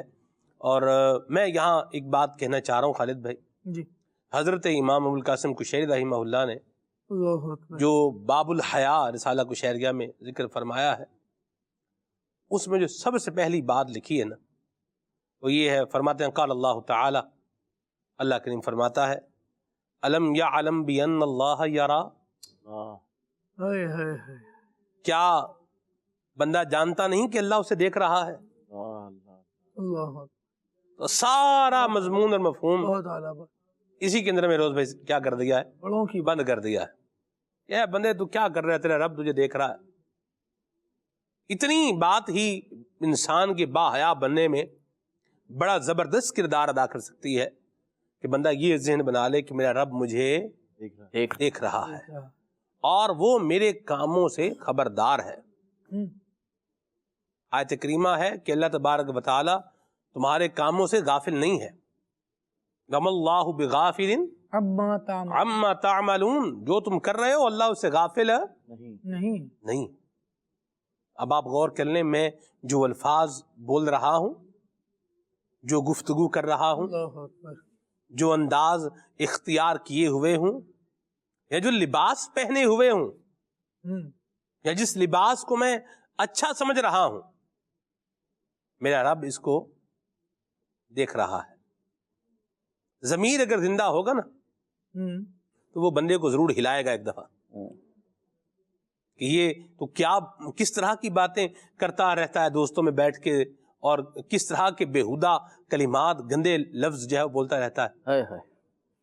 اللہ پاک ہم سب کو حیا کی دولت نصیب فرمائے. خالد بھائی بہت سی یہ باتیں. اس میں خالد بھائی سلام ایک حدیث ملا حضرت سعید بن زید رضی اللہ تعالیٰ عنہ مروی ہے کہ نبی پاک علیہ الصلوۃ والسلام نے ارشاد فرمایا کہ تم اپنے رب سے کم از کم ایسے حیا کرو جی جیسے اپنی قوم کے صالح آدمی سے، نیک آدمی سے کرو. کہ جب کوئی نیک آدمی آپ کو دیکھ رہا ہو جی تو آپ وہ کام جو برا کام ویسے آپ کرتے ہیں، ہاں جی، لیکن جب کوئی نیک شخص دیکھ رہا ہے نا، اس کی معیت میں ہو تم، تو پھر وہ کام نہ کرو. اور جو آپ نے آیت مبارکہ پڑھی، حدیث جبریل کو بھی اگر یہاں ملا لیں ہاں جی، کہ یا تم عبادت ایسے کرو جیسے اللہ تمہیں دیکھ رہا ہے، ورنہ کم از کم یہ تو یقین رکھو کہ اللہ رب العزت تمہیں دیکھ رہا ہے. اور یا تو یوں عبادت کرو کہ تم اللہ کو دیکھ رہے ہو، ان تعبد اللہ کأنک تراہ، گویا کہ تو اسے دیکھ رہا ہے. فَإِن لَمْ تَكُنْ تَرَاهُ فَإِنَّهُ يَرَاكَ، تو نہیں دیکھ رہا تو وہ تو دیکھ رہا ہے بھائی. وَهُوَ مَعَكُمْ أَيْنَمَا كُنْتُمْ، اور وہ تمہارے ساتھ ہے تم جہاں بھی ہو. جی اب یہاں پہ جو نہیں دونوں روایتیں اگر ہم پڑھیں سلمان بھائی، غور کریں مدنی چینل کے ناظرین، جی تو بڑا ڈر سا لگتا ہے، اور لگنا بھی چاہیے، یا یوں کہہ لیجئے آج کے موضوع کی مناسبت سے کہ حیا آتی کہ اللہ رب العزت ہمیں دیکھ رہا ہے. سلمان بھائی آپ کو تجربہ ہو، جی امام صاحب کے ساتھ کوئی ہو، یا مولانا صاحب کے ساتھ کوئی ہو، یا اپنے والد کے ساتھ کوئی ہو، یا اسے پتا ہو کہ ان کی دسترس میں ہے یہ ایریا، تو پھر جو ہے نا وہ بہت سارے کاموں سے رک جاتا ہے. اور رک کر کیا ہوتا ہے، فائدہ ہی ہوتا ہے، وہ برے کاموں سے رک جاتا ہے اور اچھا کام کر رہا ہوتا ہے انہیں دیکھ کے. اب ان دونوں کو جب ملاؤں نا تو بات یہ ہے کہ ایک نیک آدمی کی جو نظر ہے وہ کہیں نہ کہیں جا کے تو ختم ہوتی ہے. کہیں نہ کہیں ایسا ہوتا ہے کہ آپ یہ محسوس کرنے لگتے ہیں کہ اب میں ان کی نظروں سے، ان کے علم سے باہر ہوں. لیکن جب ان دونوں کو ملاؤ تو تمہیں اللہ رب العزت سے کم از کم حیا ایسی کرنی ہے جیسی کسی نیک شخص سے کرتے ہو، جسے تم نیک اچھا سمجھتے ہو. اب اللہ رب العزت تو تمہیں ہر جگہ دیکھ رہا ہے. جی جب یہ چیز بیٹھ جائے گی نا سلمان بھائی، اللہ کرے کہ بیٹھ جائے، میرے دل میں بھی بیٹھ جائے، تو پھر انشاءاللہ حیا کی طرف اسٹیپ بائی اسٹیپ جو ہے نا بڑھنا شروع ہو جائیں گی. کچھ نصیحتیں ایک بزرگ کی بیان کی گئیں کہ ان کے پاس ایک بندہ آیا، اس نے کہا کہ حضرت میں گناہ کرنا چاہتا ہوں، کیسے کیا کروں؟ تو حضرت نے فرمایا کہ اگر تم گناہ کرنا چاہتے ہو تو کر ہی ڈالو. لیکن اس سے پہلے نصیحتیں ایسی فرمائی جس میں یہ تصور تھا کہ اللہ تبارک و تعالیٰ مجھے دیکھ رہا ہے. اگر گناہ کرنا چاہتے ہو تو ایسا کرو کہ اللہ کی زمین سے باہر چلے جاؤ. اس کی زمین میں رہتے ہو، اس سے حیا نہیں کرتے، اس کی زمین میں رہتے ہوئے اس کی نافرمانی کرو گے. ایسا کرو اس کی زمین سے باہر نکل جاؤ. حضرت یہ کیسے ہو سکتا ہے؟ یہ تو نہیں ہو سکتا. پھر ایک جملہ یہ بھی فرمایا کہ اگر چاہو گناہ کرنا تو پھر ایسا کرو کہ اس کا رزق جو اس نے دیا ہے وہ کھانا چھوڑ دو. اگر یہی کھانا چھوڑ دوں گا تو زندہ کیسے رہوں گا؟ فرمایا چلو بہت ساری باتیں کرنے کے بعد پھر یہ بھی بات ارشاد فرمائی کہ چلو اچھا ایسا کرنا، پھر کر لینا. پھر جب موت کے فرشتے تمہاری جان لینے کے لیے آئے نا تو ان سے کہنا میں نہیں جاتا. تو اس نے کہا حضرت یہ کیسے ممکن ہے کہ میں موت کے فرشتوں کو منع کر دوں، حالانکہ وہاں تو لمحے بھر کے لیے مہلت نہیں ہوگی. پھر فرمایا کہ جب تم اتنے بے اختیار ہو کہ موت کے فرشتوں کو منع نہیں کر سکتے، اللہ کا رزق چھوڑ نہیں سکتے اور اس کے ملک سے باہر نہیں نکل سکتے تو پھر گناہ کرنا کیوں نہیں چھوڑتے؟ گویا ہر شے میں جب اللہ تبارک و تعالیٰ کی رحمتوں نے نعمتوں نے ہمیں گھیرا ہوا ہے اس کے احسان سے باہر نہیں نکل سکتے. تو جو محسن ہوتا ہے احسان کرنے والا ہوتا ہے بندہ اس کی حیا نہیں کر رہا ہوتا کہ یار اس نے تو مجھ پر احسان کیا تھا اس کے ساتھ تو مجھے ایسا نہیں کرنا چاہیے. اوروں کو شاید دھوکہ دے رہا ہوگا لیکن جس نے کبھی اس کے مشکل وقت میں اس کے کام آیا ہوگا اس پر احسان کیا ہوگا دیکھو یار اس کے ساتھ تو تمہیں ایسا نہیں کرنا چاہیے. دوست بھی آپس میں اپنی بیٹھکوں میں یہ بات کر رہے ہوتے ہیں یار تم نے اسے بھی مطلب سبھی ایک ہی لاٹھی سے ہانک دیا اس کے ساتھ تو تمہیں ایسا نہیں کرنا چاہیے تھا. وہ کیا بات ہے جو یہ کہنے پر مجبور کر رہی ہے کہ اس کے ساتھ ایسا نہیں کرنا چاہیے تھا؟ آپ دیکھیں تو پتہ چلے گا کہ اس کے پیچھے اس کا کوئی احسان موجود ہے, اس کا کوئی انعام موجود ہے, اس نے کوئی بھلائی کوئی خیر خواہی کی ہے. تو اللہ تبارک و تعالیٰ ان معاملات میں بھی سب سے زیادہ حقدار ہے اس کا کہ اس سے حیا کی جائے. اس سے بندہ کہاں نکلا ہے؟ نہ اس کی سلطنت سے نکلا, نہ اس کے رزق کو چھوڑا, نہ اس کے فرمان کو ٹال سکتا. کہیں بھی تو اس کی مرضی کے خلاف بندہ جا نہیں سکتا نا. جب وہ اس کا فیصلہ آ جائے تو اس کو ٹال نہیں سکتا. تو پھر سب سے زیادہ حقداری یہی ہے کہ رب العالمین جل وعلا کی فرما برداری کی جائے, اس سے حیا کی جائے, اس کے بات کا پاس رکھا جائے. دوسرے لفظوں میں اس کو تعبیر کیا جائے تو کہا جاتا ہے کہ اگر بچہ باپ کی موجودگی میں ماں سے اونچی آواز سے بات کرے اور روٹین بھی ہے اس کی بات کر رہی ہے تو اس وقت تو کہتی ہے کہ بیٹا اپنے باپ کا تو خیال کرو.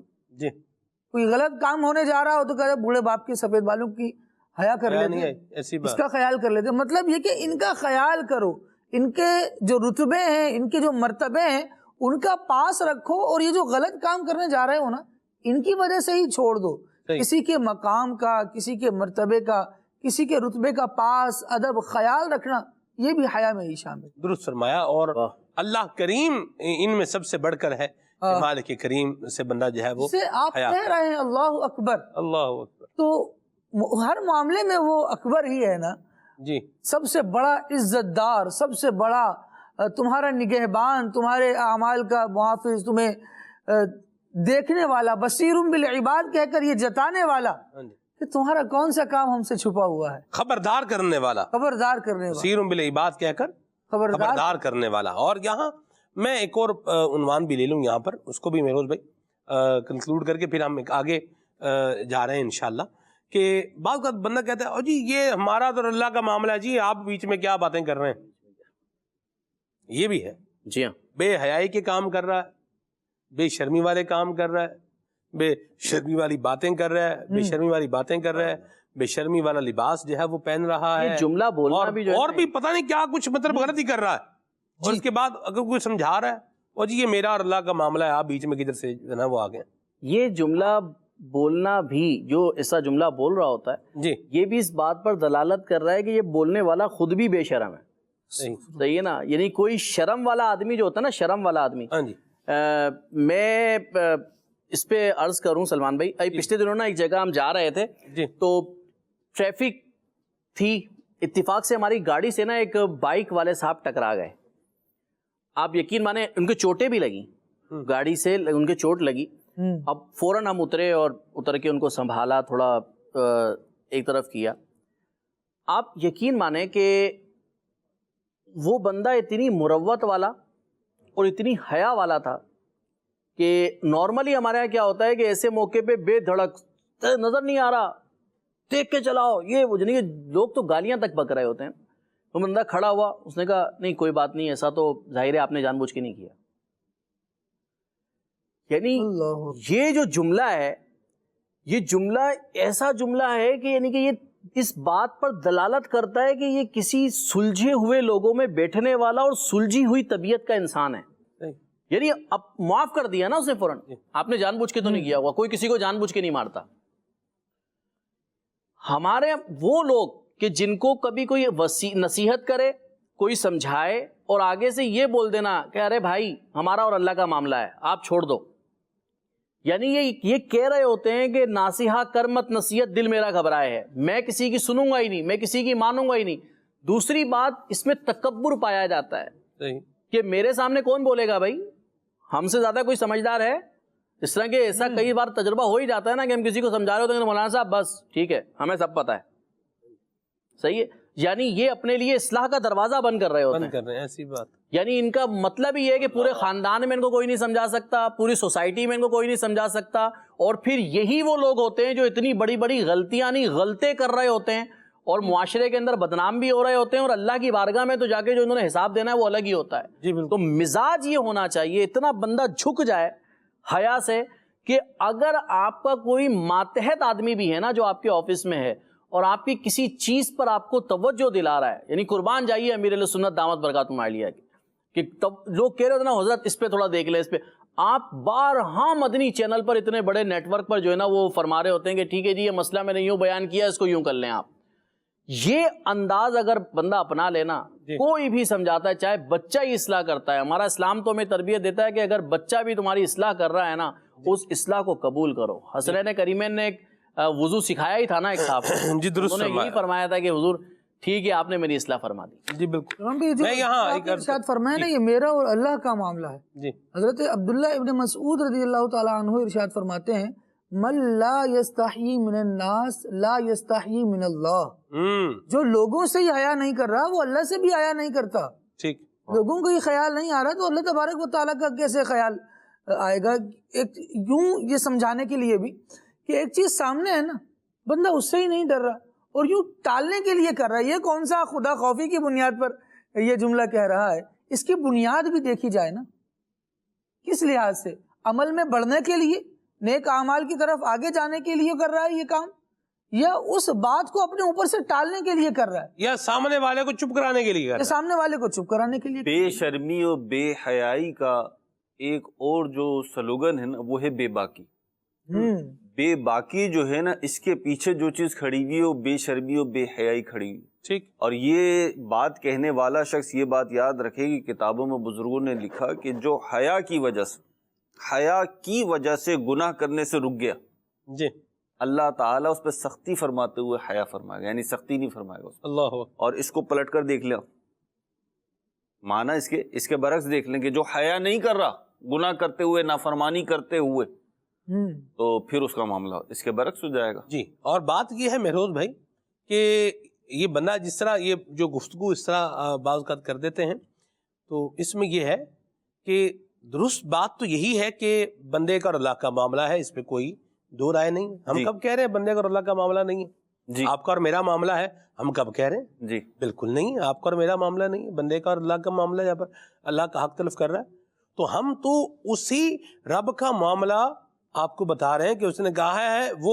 ذات ایسی جلال والی ذات ہے, هو القاہر فوق عبادی, قہار ہے وہ, قاہر نہیں. جو لفظ استعمال ہوا ہے مہروز بھائی وہ قاہر لفظ استعمال نہیں, وہ کیا لفظ استعمال ہوا ہے؟ قہار. اللہ اکبر, اللہ بچائے, اللہ ہمیں اپنے غضب سے بچائے, آمین آمین. وہ ذات ہے کہ جب ہر شے فنا ہو جائے گی تو کہے گا لمن الملک اليوم, آج کے دن بادشاہی کس کی ہے؟ خود ہی فرمائے گا للہ الواحد القہار. اور وہ کریم ہے, عزیز ذو انتقام ہے, اللہ اکبر, زبردست ہے اور بدلہ لینے والا ہے. اللہ کی پناہ, اللہ سے ہم اس کے خوف سے, اس کے غضب سے ہم اس کی پناہ چاہتے ہیں. تو یہ جملے بول کر میرا اور میرے رب کا معاملہ ہے, یہ بول کر شرمساری کرے اور آنسو بہائے اور معافی مانگے, کریم تو راضی ہو جا, مہربان ہے تو میرے اوپر رحمت فرما, میں میرے معاملات بھی سیدھے ہو جائیں, میرے اخلاق بھی سیدھے ہو جائیں, میرا کردار بھی اچھا ہو جائے, میرا انداز بھی اچھا ہو جائے. تو اس سے دعا مانگ رہا ہوں, تو کریم ہے, تو رحم فرما, کرم فرمائے میرے مالک. یہ اس پیرائے میں اس کو استعمال کیا جائے, نہ کہ کسی کو چپ کرانے کے لیے.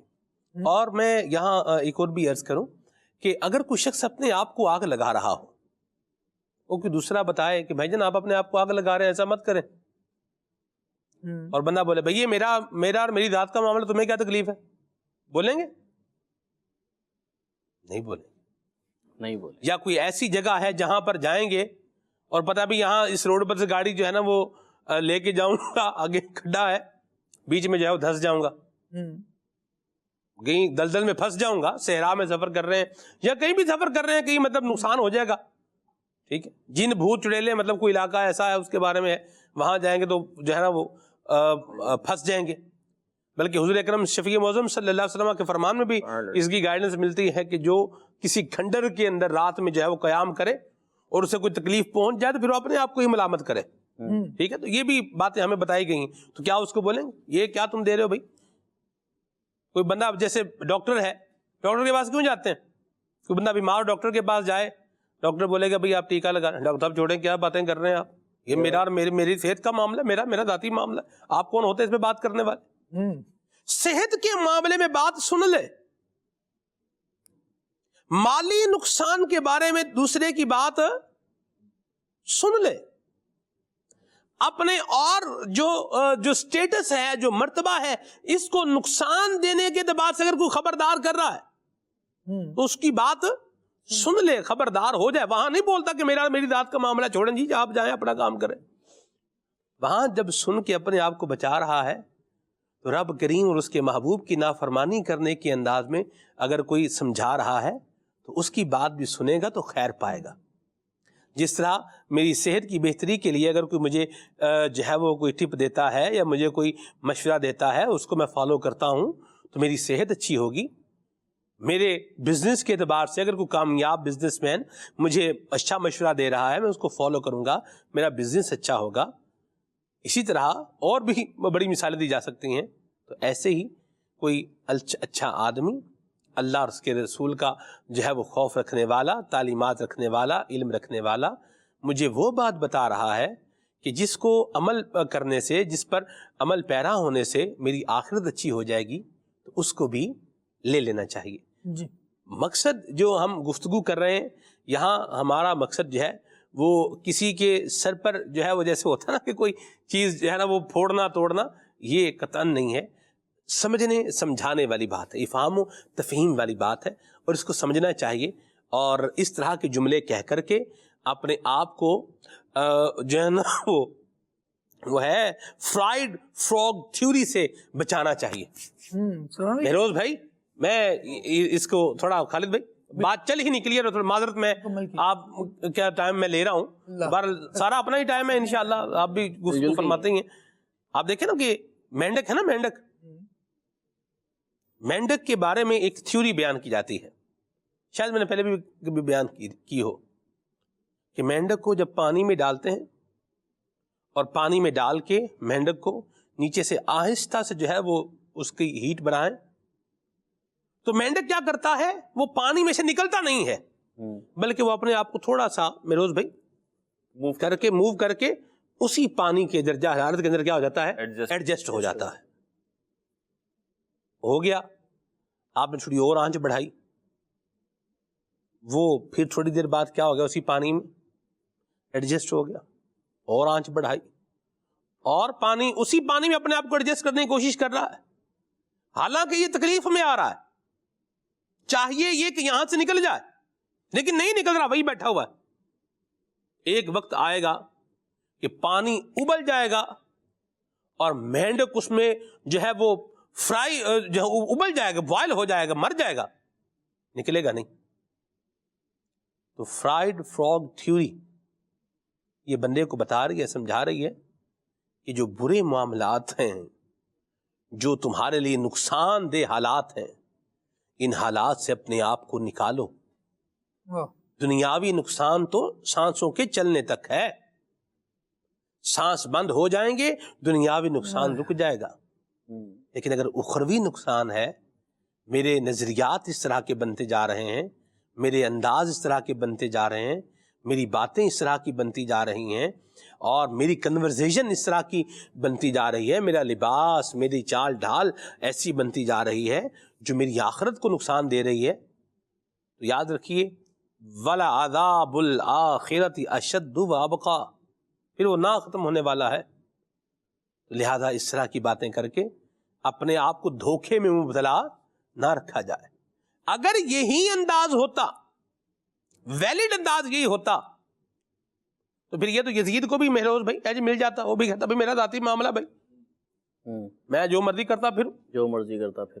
کیا اس کو صحیح کہیں؟ والے بھی اس پہ عمل نہیں کر رہے ہوتے. جی بالکل درست فرمایا آپ. یہ جو کہہ رہے ہوتے ہیں وہ بھی چپ کرا رہے ہوتے ہیں. سلمان بھائی بہت سارے مقامات پہ یہ محسوس ہوا ہے کہ اس طریقے سے جملے کہنے والے خود اپنی ذات کو بھی مطمئن نہیں کروا، وہ اپنے آپ کو بھی مطمئن نہیں کر پاتے. انہیں پتا ہوتا ہے کہ جو جواب دے رہے ہیں یہ محض لاجواب کرنے کے لیے دے رہے ہیں. تو لاجواب کسی کو کرنے کا کوئی آپ کو بینیفٹ شاید نہ ملے، زیادہ سے زیادہ یہ ہوگا کہ وہ بیچارہ آپ کو سمجھا رہا تھا سمجھانا چھوڑ دے گا.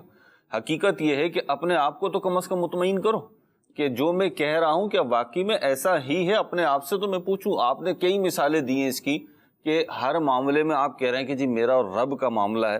آپ کسی کو قتل کر دیں اور بولے اس کا اور میرا معاملہ ہے. جو قانون ہے وہ حرکت میں نہیں آئے گا، قانون حرکت میں آئے گا.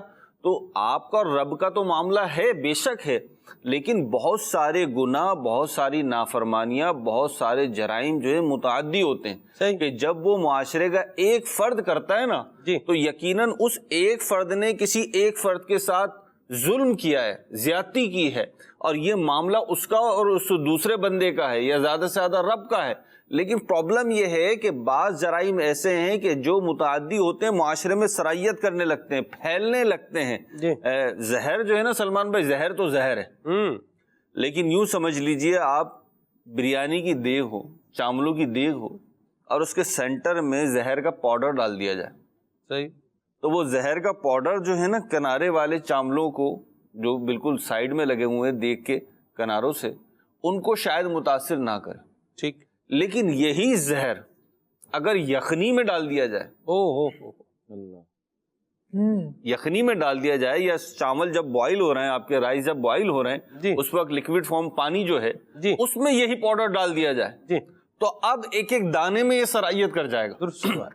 اسی طریقے سے بعض معاملات زندگی کے ایسے ہوتے ہیں وہ ہیں تو آپ کے، لیکن وہ پورے معاشرے پہ اثر انداز ہوتے ہیں. آج جو ہم حیا کو لے کے بیٹھے ہوئے ہیں اس کا مطلب صرف یہ نہیں ہے کہ جناب پورا لباس پہنے، مرد بھی خواتین بھی، جو شریعت نے کہا ہے وہ لباس پہن لیں، حیا ہو گئی. بے شک یہ حیا ہے، لباس کا جو معاملہ ہے وہ بڑی بنیادی بات ہے حیا کے اعتبار سے، لیکن یہ آپ کی عادت و اطوار، اخلاق و کردار سب میں موجود ہے آپ کا جو یہ حیا کا پہلو ہے.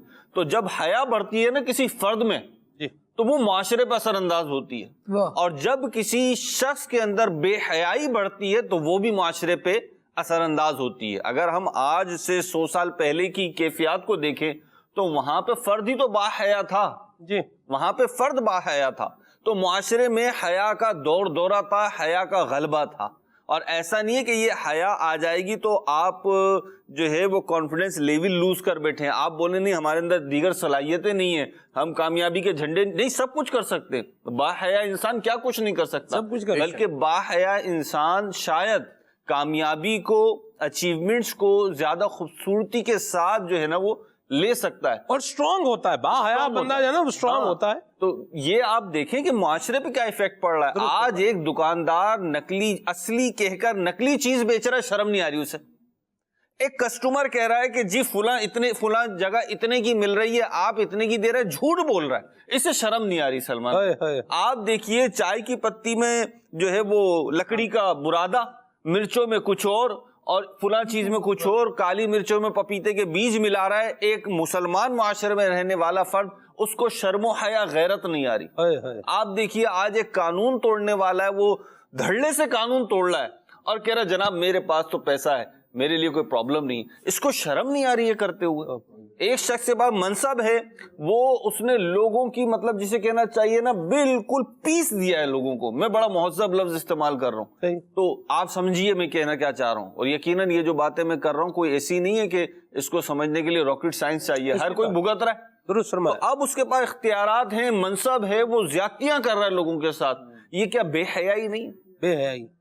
رمضان شریف ہے، رمضان شریف کے اندر روزے نہیں رکھ رہا، دھڑلے سے لوگوں کے سامنے کھا رہا ہے، پی رہا ہے، تو یہ بے حیائی نہیں ہے. اللہ یاد. نماز کا ٹائم ہے، نماز کا ٹائم ہے، لوگوں کے سامنے بیٹھا ہوا ہے، اس کے سامنے لوگ اٹھ کر نماز کے لیے جا رہے ہیں، اس کو کہہ رہے ہیں، یہ کہہ رہا ہے آپ چلو میں آتا ہوں. اس کو پتا ہے اور لوگوں کو بھی پتا ہے کہ اس نے آنا مانا نہیں ہے. یہ بے حیائی نہیں؟ یہ اپنی زوجہ کے ساتھ، اپنے گھر کی خواتین کے ساتھ ظلم و زیادتی جبر کر رہا ہے. یہ بے حیائی نہیں؟ یہ اپنے بچوں کو ان کا حق نہیں دے رہا، یہ بے حیائی نہیں ہے، یہ سب چیزیں بے حیائی میں آتی ہیں، کیونکہ حیا جو ہے مروت پیدا کرتی ہے۔ درست فاروق اعظم رضی اللہ تعالیٰ عنہ کا فرمان ہے کہ حیا تقویٰ لاتی ہے، پرہیزگاری لاتی ہے، اور پرہیزگاری جو ہے نا وہ جنت میں لے جائے گی، ایمان اس کا بڑھا دے گی۔ آپ دیکھیے آج ہماری کیفیات کیا ہے، تو ہم جو گفتگو کر رہے ہیں یہاں بیٹھ کر، یوں تو ایک یہ اسلامک ٹاپک ہے، قرآنی ٹاپک ہے، احادیث مبارکہ سے مستفاد کیا ہوا ہے، لیکن آپ دین اسلام کی خوبصورتی ہے، امتیاز یہ ہے کہ آپ اس کے دیے ہوئے احکامات میں سے کوئی حکم ایک لے لیں۔ آپ جیسے آج ہم حیا کی بات کر رہے ہیں سلمان بھائی، معاشرے کے کتنے ہی مسائل حیا کے آتے ہی حل ہو جائیں گے۔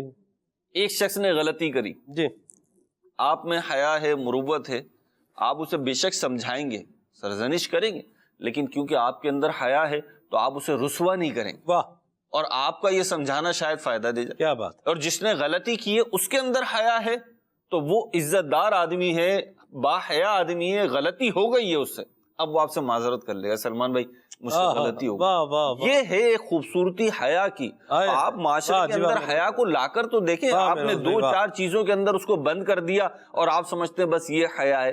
دین اسلام جو ہے نا وہ چھوٹے چھوٹے پودے اگاتا ہی نہیں ہے، اس کے درخت بڑے پھلدار ہوتے ہیں، اللہ کی ہر شاخ پہ پھل ہوتا ہے اور بے کیڑا پھل ہوتا ہے اور میٹھا پھل ہوتا ہے۔ آپ کھا کر تو دیکھیں، یہ کوئی وہ، اب میں نام لوں گا تو شاید دل آزاری ہو جائے، آج کل آموں کا موسم ہے، تو بعض آم ہوتے ہیں وہ آپ لیتے ہیں تو اس کے اندر کیڑے کا بھی اندیشہ ہوتا ہے، کھٹے کا بھی اندیشہ ہوتا ہے، لیکن بعض آم بڑے مشہور ہیں، اس کا درخت ہو تو آپ کوئی سا بھی آم آنکھیں بند کر کے توڑ لیں، میٹھا ہی ہونا ہے، اچھا ہی ہونا ہے، لذیذ ہی ہونا ہے۔ دین اسلام کا جو درخت ہے اس کی شاخ، اور حیا ایمان کی شاخوں میں سے ایک شاخ ہے، جی جی، تو دین اسلام کا جو درخت ہے نا اس کی شاخوں پہ جو پھل ہے وہ آپ کھا کر تو دیکھیں۔ پرابلم یہ ہے کہ نیا پھل ہے، یہ ایسی بات، جس نے نہیں کھایا ہوا اس کے لیے نیا پھل ہے، تو نئے پھل کی طرف ہاتھ بڑھاتے ہوئے خالد بھائی تھوڑی سی ہچکچاہٹ ہوتی ہے کہ جانے کیسا ہوگا، تو آپ یقین مانیں کروڑوں لوگ بتا رہے ہیں، 1400 سال سے بتا رہے ہیں، جب سب سے بڑھ کر اللہ کے رسول صلی اللہ علیہ وسلم نے بتایا، حضرت ابو بکر نے بتایا، حضرت فاروق اعظم نے بتایا، حضرت عثمان غنی اور دیگر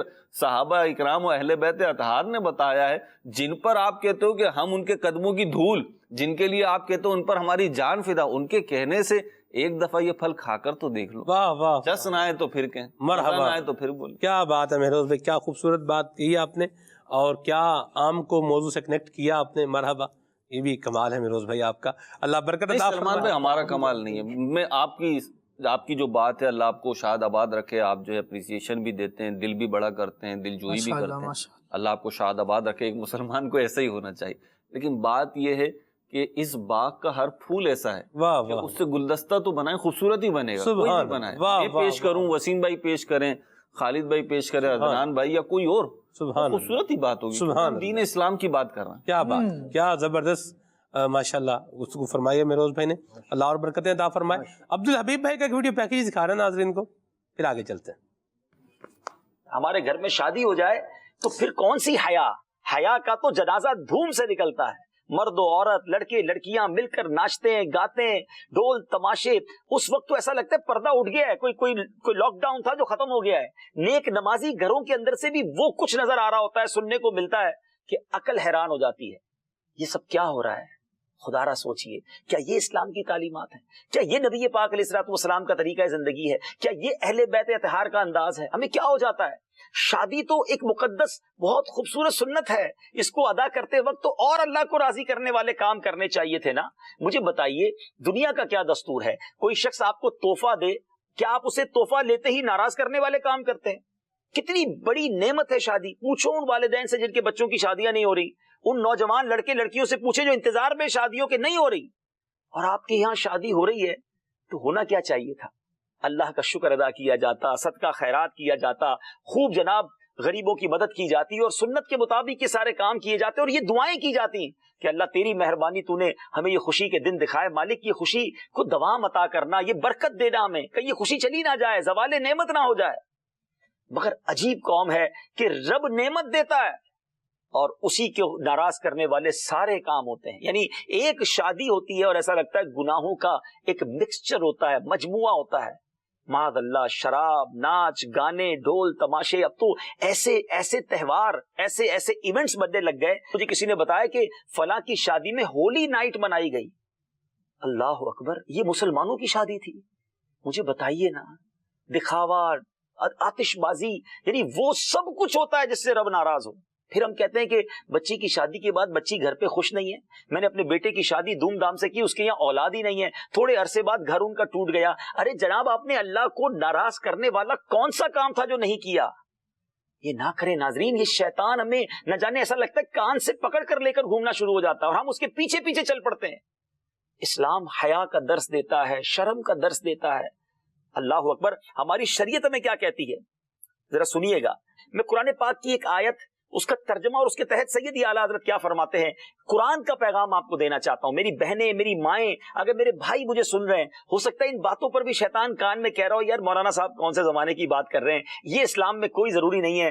حیا تو جناب نگاہوں میں ہونی چاہیے. کہاں ہے، کون سی نگاہوں میں حیا ہے مجھے بتائیے نا. غیر مرد غیر عورت آپس میں مل رہے ہیں اور ہم کہتے ہیں حیا آنکھوں میں ہونی چاہیے. احادیث میں دیور کو بھابھی کے لیے موت قرار دیا گیا، کیونکہ وہ حالانکہ شوہر کا بھائی ہے مگر اس سے بھی سخت پردے کا حکم دیا گیا. تو یہ کزنز کے نام پر، پڑوسیوں کے نام پر، فرینڈ سرکل کے نام پر، کولیگز کے نام پر جو کچھ ہو رہا ہے شرم درست نہیں ہے. اسلام حیا کا درس دیتا ہے. میں اپنی طرف سے نہیں کہہ رہا، میں اسی قرآن کی اب آپ کو آیت سنانے جا رہا ہوں جس پر ہم سب کا ایمان ہے.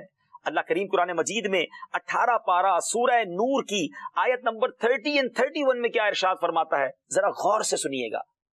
قل للمؤمنین یغضوا من ابصارهم ویحفظوا فروجهم ذلك ازکى لهم ان اللہ خبیر بما یصنعون. وقل للمؤمنات يغضضن من أبصارهن ويحفظن فروجهن ولا يبدين زينتهن إلا ما ظهر منها وليضربن بخمرهن على جيوبهن ولا يبدين زينتهن إلا لبعولتهن أو آبائهن أو آباء بعولتهن أو أبنائهن أو بعولتهن أو إخوانهن أو بني إخوانهن أو بني أخواتهن أو نسائهن أو ما ملكت أيمانهن أو التابعين غير أولي الإربة من الرجال أو الطفل الذين لم يظهروا على عورات النساء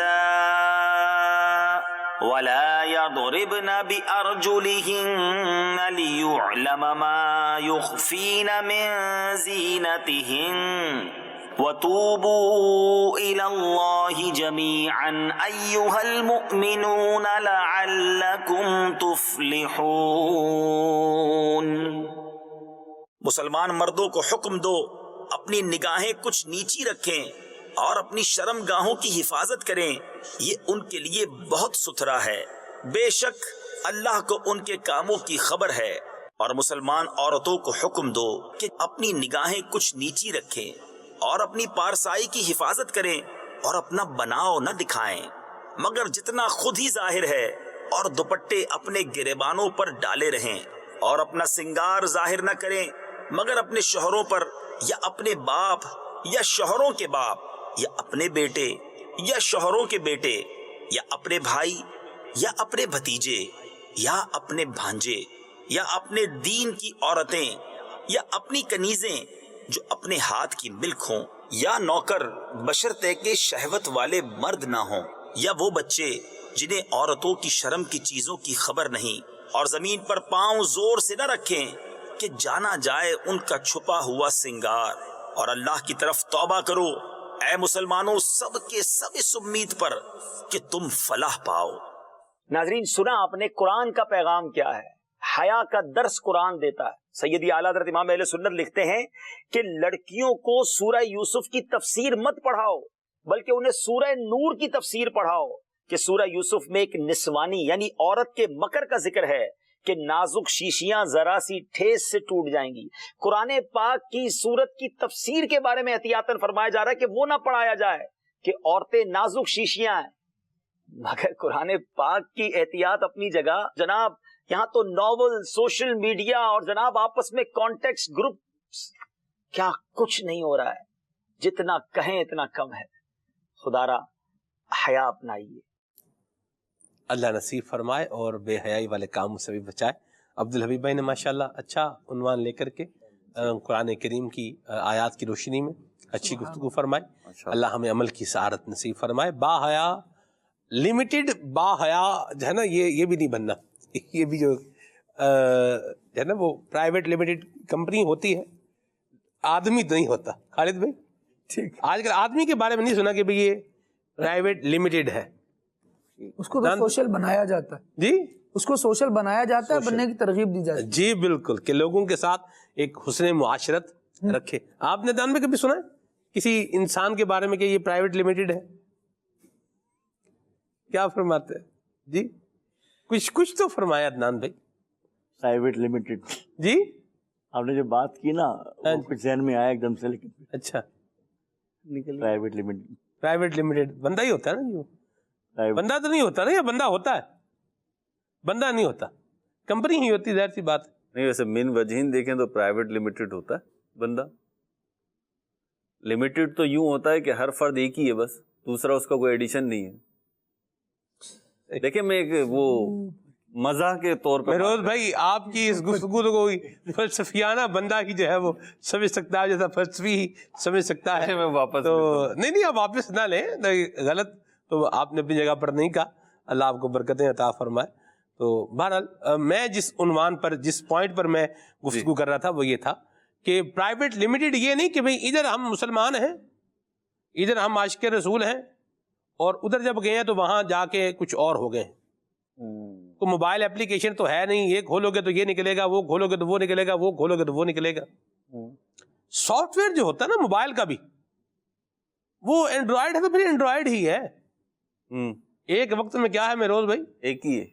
اینڈرائڈ ایک ہی ہے، ایپلیکیشنیں اس کی الگ الگ ہیں. جی اصل تھیم کیا ہے مہروز بھائی؟ وہ ایک ہی ہے. موبائل کی ایک ہے تو بندے کی تو بدرجہ اولا ایک ہونی چاہیے. جی بالکل ایسا ہی ہے. بعض چیزیں جو ہے نا سلمان بھائی یہ اثر انداز ہوتی ہیں. جی آپ کہنا چاہ رہے ہیں جو میں سمجھاؤں جی کہ بعض افراد ہوتے ہیں کہ بنیادی طور پر ان کے اندر حیا ہوتی ہے، لیکن بعض اوقات جو ہے وہ کچھ ایسے کام کر رہے ہوتے ہیں کہ جو حیا کا تقاضا نہیں ہوتے. ہاں جی. اس کے اندر بہت ساری چیزیں ہوتی ہیں. ایک چیز انوائرمنٹ بھی ہوتی ہے. اصل میں ہم انسان ہیں، انسان کے اندر دونوں طرح کی صفات ہوتی ہیں. یوں کہہ لیں کہ دونوں صفات اختیار کرنے کا اس کو دونوں صفات اختیار کر سکتا ہے. اگر باحیا لوگوں میں بیٹھے گا تو حیا اس کی بڑھتی چلی جائے گی، اور اگر معاذ اللہ بے باک بے حیا لوگوں میں بیٹھے گا تو ویسا ہی ہوتا چلا جائے گا. سلمان بھائی میرا مطلب مشاہدہ اور تجربہ ہے کہ جس طریقے کی بیٹھک ہوتی ہے نا بندے کی، جس طریقے کا گھر کا ماحول ہوتا ہے، جس طریقے کا کمپنی کا ماحول ہوتا ہے، جس طریقے کا دوستوں کا ماحول ہوتا ہے، یہ بھی ویسا ہی کسی نہ کسی حد تک ہوتا چلا جاتا ہے. اب ہمیں یہ چاہیے کہ ہم یہ صحبتیں اختیار کرتے ہوئے غور کر لیں. بعض اوقات پرابلم یہ ہوتی ہے کہ آپ کے اندر حیا کا مادہ ہے، یعنی یوں سمجھ لیجئے بیج تو ہے، لیکن اس کے اوپر کوئی ایسا پتھر آ گیا ہے کہ اس بیج کو نکلنے نہیں دے رہا. اب وہ بات تو یہ ہے کہ وہ بھی ادھر ادھر سے نکل آئے گا، خیر کا جو بیج ہوگا. لیکن جو میں کہنا چاہ رہا ہوں وہ سمجھا رہا ہوں. بعض اوقات مثال پوری جو ہے وہ فٹ نہیں ہو رہی ہوتی، لیکن ہم یہ دیکھ لیں کہ ہم کہاں اٹھ رہے ہیں بیٹھ رہے ہیں. بہت سارے لوگوں کو دیکھا ہے معاشرے میں کہ بعض اوقات وہ بے باکی میں بہت بڑھ جاتے ہیں، اور وہ بے باکی صرف دنیاوی خرابے کا باعث نہیں بنتی بلکہ اخروی خرابے کا بھی باعث بنتی ہے، اخروی پکڑ کا بھی باعث بنتی ہے. جیسے بعض لوگ ہوتے ہیں نا، وہ کہتے ہیں میں کسی سے نہیں ڈرتا ورتا، میں کسی سے نہیں ڈرتا ورتا.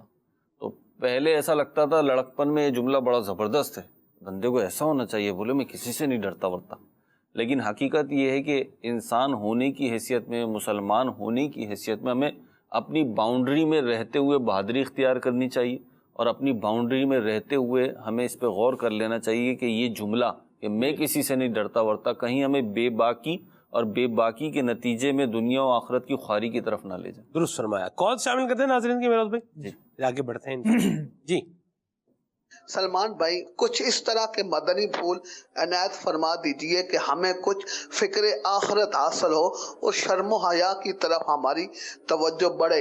اور مجھے آج آپ سے یہ کلام سننا ہے کہ مجھے مدینے کی دو اجازت نبی رحمت شفیع امت. بڑی مہربانی جی. وہی گفتگو ہو رہی ہے میرا خیال ہے. اللہ برکت دے آپ کو. جی عدنان بھائی آپ کی آمد مرحبا. برائے مہربانی یہ کلام سنا دیجئے. حضور میری تو ساری بہار آپ سے ہے. جزاک اللہ خیرہ. واہ جی واہ. مرحبا. ماشاء اللہ ماشاء اللہ. جی نعت خواہ اسلامی بھائی سے عرض ہے مجھے یہ کلام سنا دیں. یا صاحب الجمال و یا سید البشر. مرحبا. جی میرا نام حافظ محمد فتح اللہ قادری اتاری ہے. میں اوکاڑا سے عرض کر رہا ہوں. کھلے آنکھ صلی علیہ کہتے کہتے پروگرام کے اندر جو کلام پڑھا گیا ہے بڑا زبردست پڑھا ہے. اللہ تعالی ہمارے عدنان صاحب کو اس کی برکتیں عطا فرمائے. ماشاءاللہ. آمین. کچھ کہیں گے عدنان بھائی؟ جزاک اللہ خیر. مرحبا.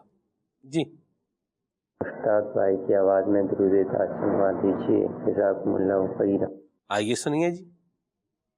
اللهم صل على سيدنا مولانا محمد صاحب التاج والمعراج والبراق والعلم دافع البلاء والوباء والقحط والمرض والألم.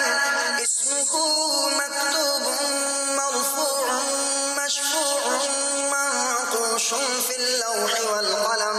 سيد العرب والعجم جسمه مقدس معطر مطهر منور في البيت والحرم. شمس الضحى بدر الدجى صدر العلا نور الهدى كهف الورى مصباح الظلم. جميل الشيم شفيع الأمم صاحب الجود والكرم. والله عاصمه وجبريل خادمه والبراق مركبه والمعراج سفره وسدرة المنتهى مقامه وسدرة المنتهى مقامه. وقاب قوسين مطلوبه والمطلوب مقصوده والمقصود موجوده. سيد المرسلين خاتم النبيين شفيع المذنبين أنيس الغريبين رحمة للعالمين راحة العاشقين راحة العاشقين مراد المشتاقين شمس العارفين سراج السالكين مصباح المقربين محب الفقراء والغرباء واليتامى والمساكين.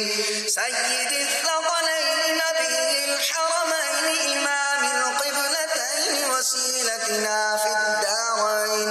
صاحب قاب قوسين محبوب رب المشرقين ورب المغربين.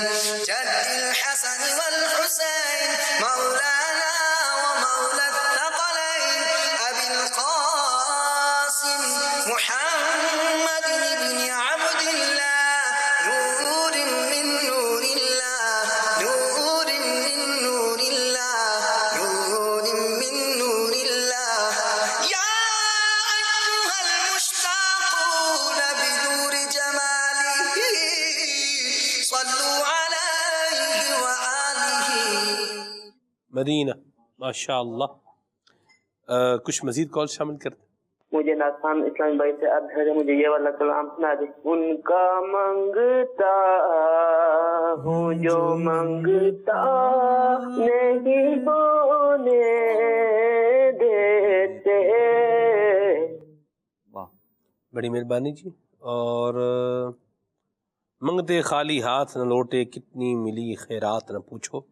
یہ کلام سنا. مشتاق بھائی کہہ رہے ہیں جی سرور کہوں کہ مالک و مولا کہوں تجھے. یہ کلام سنا ہے. مشتاق سے مہروز بھائی جی مجھے ایک واقعہ یاد آ گیا. اللہ اللہ. حاجی مشتاق رحمہ اللہ زیارت سے میں تو محروم رہا ہوں, آپ نے تو مشورے بھی اٹینڈ کیے ہوں گے ان کے. ماشاء اللہ کیا بات ہے. ان کے لیے امیر السنت کی اتنی بات ہی کافی ہے. شاہ عطار کا پیارا ہے یہ مشتاق عطاری, یہی مجدہ اسے تم بھی سنا دو یا رسول اللہ. واہ بھائی واہ, سبحان اللہ. پل سے اتار راہ گزر کو خبر نہ ہو, سرگودا سے میسج ہے. ان کو یہ کلام سننا ہے. اور میرا دل اور میری جان مدینے والے عبد الرشید بھائی کو یہ کلام سننا ہے. صفدر بھائی ہیں جی پھالیا سے, اور کلام ان کو سننا ہے. کون سا جی یہ نہیں بتایا انہوں نے.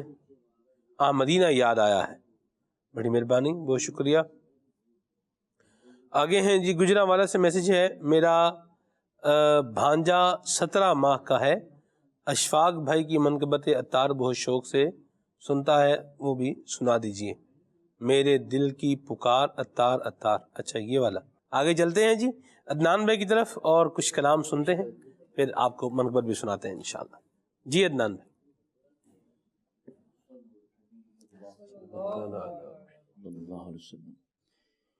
یا صاحب الجمال و یا سید البشر, یا صاحب الجمال و یا سید البشر, من وجهك المنیر لقد نویر القبر, یا صاحب الجمال و یا سید البشر, یا صاحب الجمال و یا سید البشر.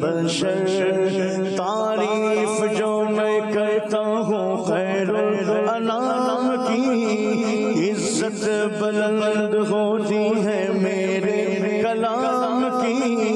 میری لغت میں لائیں گے تشریف مصطفیٰ, عادت بنا رہا ہوں درود و سلام کی. یا صاحب الجمال و یا سید البشر, یا صاحب الجمال و یا سید البشر, من وجهك المنیر لقد نویر القبر, یا صاحب الجمال و یا سید البشر. اٹھی نظر تو ان کے کرم پر ٹھہر گئی, دل کیا سنور گیا میری قسمت سنور گئی. ہجر نبی میں آغا کہاں بے اثر گئی, تڑپے جو ہم یہاں تو مدینے خبر گئی. یا صاحب الجمال و یا سید البشر, یا صاحب الجمال و یا سید البشر.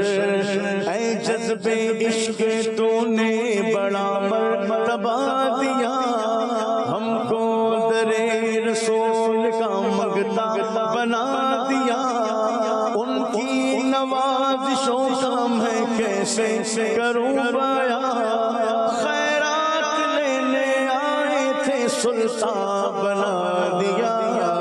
یا صاحب الجمال و یا سید البشر, یا صاحب الجمال و یا سید البشر. حالت بتا رہی ہے یہ کیف و سرور کی, اس انجمن پہ خاص نظر ہے حضور کی. یہ نسبت رسول کا پیغام خاص ہے, برسات ہو رہی ہے غلاموں پہ نور کی. یا صاحب الجمال و یا سید البشر, یا صاحب الجمال و یا سید البشر. من وجهك المنیر لقد نویر القبر, یا صاحب الجمال و یا سید البشر. لا يمكن ثناء كما كان حقه, بعد خدا بزرگ صاحب الجمال ویا سید البشر یا صاحب الجمال ویا سید البشر ان کا منگتا وہ جو منگتا نہیں ہونے دیتے ان کا منگتا ان کا منگتا ان کا منگتا وہ جو منگتا نہیں ہونے دیتے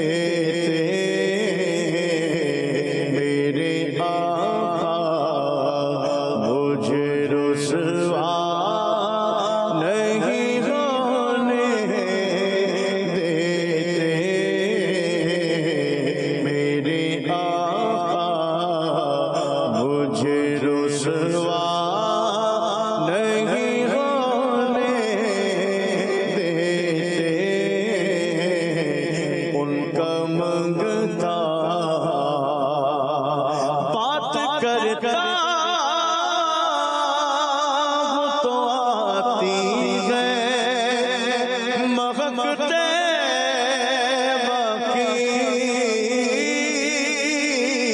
بات کرتا ہوں تو آتی ہے مہکتے باقی میرے لہجے کو وہ میلا نہیں ہونے دیتے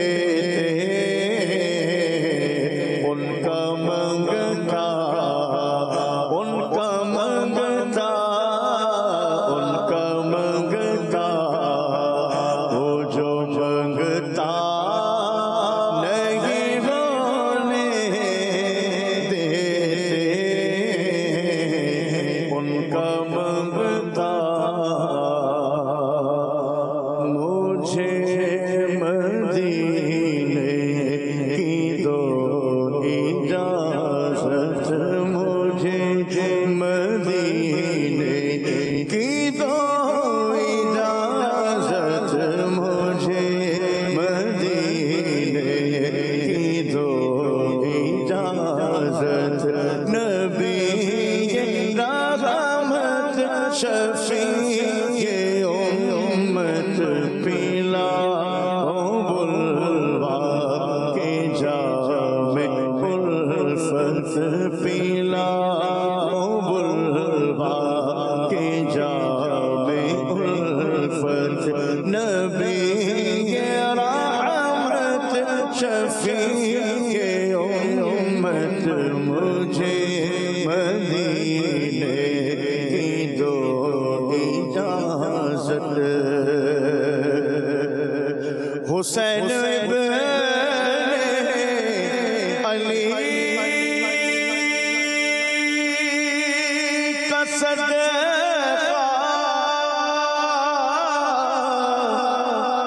ہمارے واسطے جلی کا صدقہ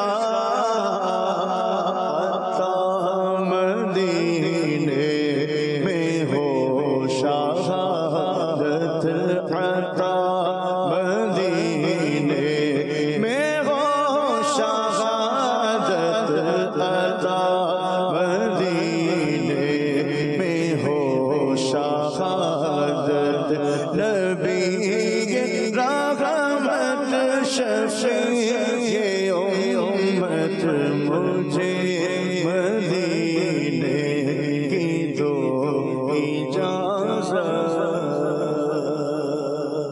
انشاءاللہ مرحبا. گھڑی بتا رہی ہے کہ وقت اختتام کی طرف بڑھتا جا رہا ہے میروز بھائی.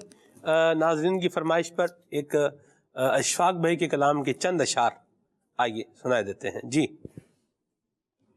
میرے دل میری جان کا قرار، میرے دل میری جان کا قرار، پیر میرا مرشد ستار، پیر میرا مرشد ستار، پیر میرا مرشد عطار پیر میرا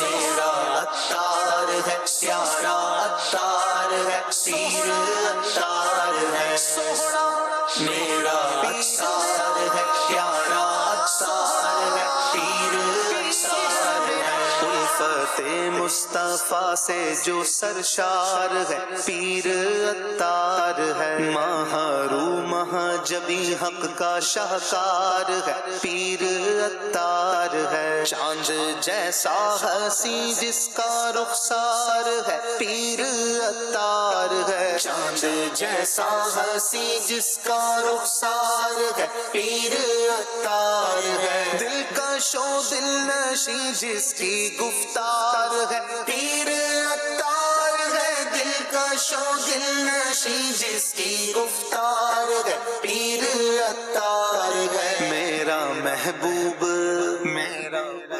سوہنا میرا محبوب اور میرا دلدار ہے پیر عطار ہے میرا محبوب اور میرا دلدار ہے پیر عطار ہے میرا عطار ہے پیارا عطار ہے پیر عطار ہے سوہنا میرا عطار ہے پیارا عطار ہے پیر عطار ہے مرشد محترم کی نظر چاہیے عمر بھر چاہیے چشم نم اور سوزے جگر چاہیے عمر بھر چاہیے آہ میں اور فوغاں میں اثر چاہیے عمر بھر چاہیے آہ میں اور فوغاں میں اثر چاہیے عمر بھر چاہیے مدح کرتا رہوں یہ ہنر چاہیے عمر بھر چاہیے مدح کرتا رہوں یہ ہنر چاہیے عمر بھر چاہیے فضل رب سے فضل رب سے جو میرا مددگار ہے پیر عطار ہے فضل رب سے جو میرا مددگار ہے پیر عطار ہے میرا عطار ہے پیارا عطار ہے پیر عطار واہ واہ واہ واہ واہ سبحان اللہ مہروز بھائی جتنی مرتبہ سنے نا اتنی ہی مرتبہ اس کا الگ ہی ذوق ہے کیا پڑھا ہے اشفاق بھائی نے ماشاءاللہ حسین بھائی کمال کر دیا ماشاءاللہ اللہ اشفاق بھائی کو زندگی سلامتی دے اور یوں ہی اچھے اچھے کلام ہمیں جو ہے وہ سناتے رہیں بڑا ڈیسنٹ مہذب سا پیارا سا ماشاءاللہ انداز بھی پھر بچے دیکھیں آپ نے دونوں اشفاق بھائی کے کتنے ماشاءاللہ ویڈیو میں جو بچے ہیں جیدار پیارے بچے جی ویڈیو میں جو بچے ہیں دونوں اشفاق بھائی کے بیٹے ہاں جی دونوں اشفاق بھائی کے بیٹے جو دائیں بائیں کھڑے ہیں ماشاءاللہ اللہ پاک اپنی رحمت کی نظر فرمائے اور اشفاق بھائی کو بھی اللہ سلامت رکھے. گھڑی بتا رہی ہے وقت اختتام پذیر ہے. وسیم بھائی سے ہم موضوع کی کنکلوژن پر کچھ بات جو ہے وہ لے لیتے ہیں اور پھر صلاۃ السلام پڑھتے ہیں. جی وسیم بھائی. میں اس میں یہی عرض کروں گا میرے آقا صلی اللہ تعالیٰ علیہ وآلہ وسلم کا فرمان اپنے سمجھ لیں کہ بالکل سامنے ہمیں رکھنا چاہیے ہر وقت. پیارے آقا صلی اللہ تعالیٰ علیہ وسلم نے بڑی پیاری بات میرے آقا کا تو ہر فرمان ہی پیارا ہے. آپ نے ارشاد فرمایا حیا بھلائی یعنی خیر ہی لاتی ہے. اگر یہ ہم اپنا کانسیپٹ اپنے ذہن میں رکھ لینا کہ حیا جو ہے نا اس نے اچھائی ہی لانی ہے, بھلائی ہی لانی ہے, خیر ہی لانی ہے, تو بس ہر کام میں اس کانسیپٹ کو سامنے رکھتے ہوئے, اس حدیث مبارکہ کو سامنے رکھتے ہوئے ہم ہر کام میں حیا کرتے چلے جائیں, لوگوں کی عزت کرتے چلے جائیں, ادب کرتے چلے جائیں, احترام کرتے چلے جائیں, اپنے رہن سہن میں ایک مروت والا, ایک اچھے آدمی والا جو انداز ہے, میرا لباس ایک اچھے انداز والا ہو, حیا والا ہو, میرے جسم کو ڈھانپنے والا ہو. ان تمام چیزوں کو پیش نظر رکھتے ہوئے آگے چلتے چلے جائیں, بس یہ دہراتے چلے جائیں کہ حیا وہ ہے جو خیر ہی لاتی ہے, اور میرے آقا کا فرمان حق حق اور حق ہے, اس پر عمل کرتے چلے جائیں, انشاءاللہ سب خیر ہی خیر ہوگی انشاءاللہ. اللہ رحمت کی نظر فرمائے. حضرت امام ابو القاسم کشیری فرماتے ہیں کہ حضرت فضیل بن ایاض نے فرمایا کہ بدبختی 5 طرح کی ہوتی ہے اور اس کی علامتیں یہ ہیں. کس کی علامتیں؟ بدبختی کی. سنگ دل ہونا، آنکھوں سے آنسو بہانے سے رک جانا، حیا کی کمی، دنیا کی طرف توجہ اور لمبی آرزویں کرتے رہنا. اللہ ہمیں بدبختی سے اور بدبختی کی علامات سے اور بے حیائی سے محفوظ و مامون فرمائے. لباس، گفتار، انداز اور معاشرے میں رہنے کا جو طریقہ کار ہے، یہ ایک ایسا ہونا چاہیے، ایسے انسان کی طرح کا ہونا چاہیے جو اللہ سے بھی حیا کرنے والا ہو، اللہ کے رسول سے بھی حیا کرنے والا ہو، اور اللہ کے بندوں کا شرم اور لحاظ بھی رکھنے والا ہو. اللہ ہمیں ایسا بنائے. آمین. آئیے صلی اللہ السلام پڑھتے ہیں. سبحانک اللہم وبحمدک اشہد ان لا الہ الا انت استغفرک واتوب الیک. یا نبی سلام علیکہ، یا رسول سلام علیکہ، یا حبیب سلام علیکہ، صلوات اللہ علیکہ، صلوات اللہ علیکہ. طلع البدر علینا من ثنیۃ الوداع، وجب شکر علینا ما دعا الہی. یا نبی سلام علیکہ، یا رسول سلام علیکہ، یا حبیب سلام علیکہ، صلوات اللہ علیکہ. کیسو والوں کا صدقہ، ناز کے پالوں کا صدقہ، کربلا والوں کا صدقہ، بھیک دو لالوں کا صدقہ. یا نبی سلام علیکہ، یا رسول سلام علیکہ، یا حبیب سلام علیکہ، صلوات اللہ علیکہ. کھلے آنکھ صلی اللہ کہتے کہتے، کھلے آنکھ صلی اللہ کہتے کہتے.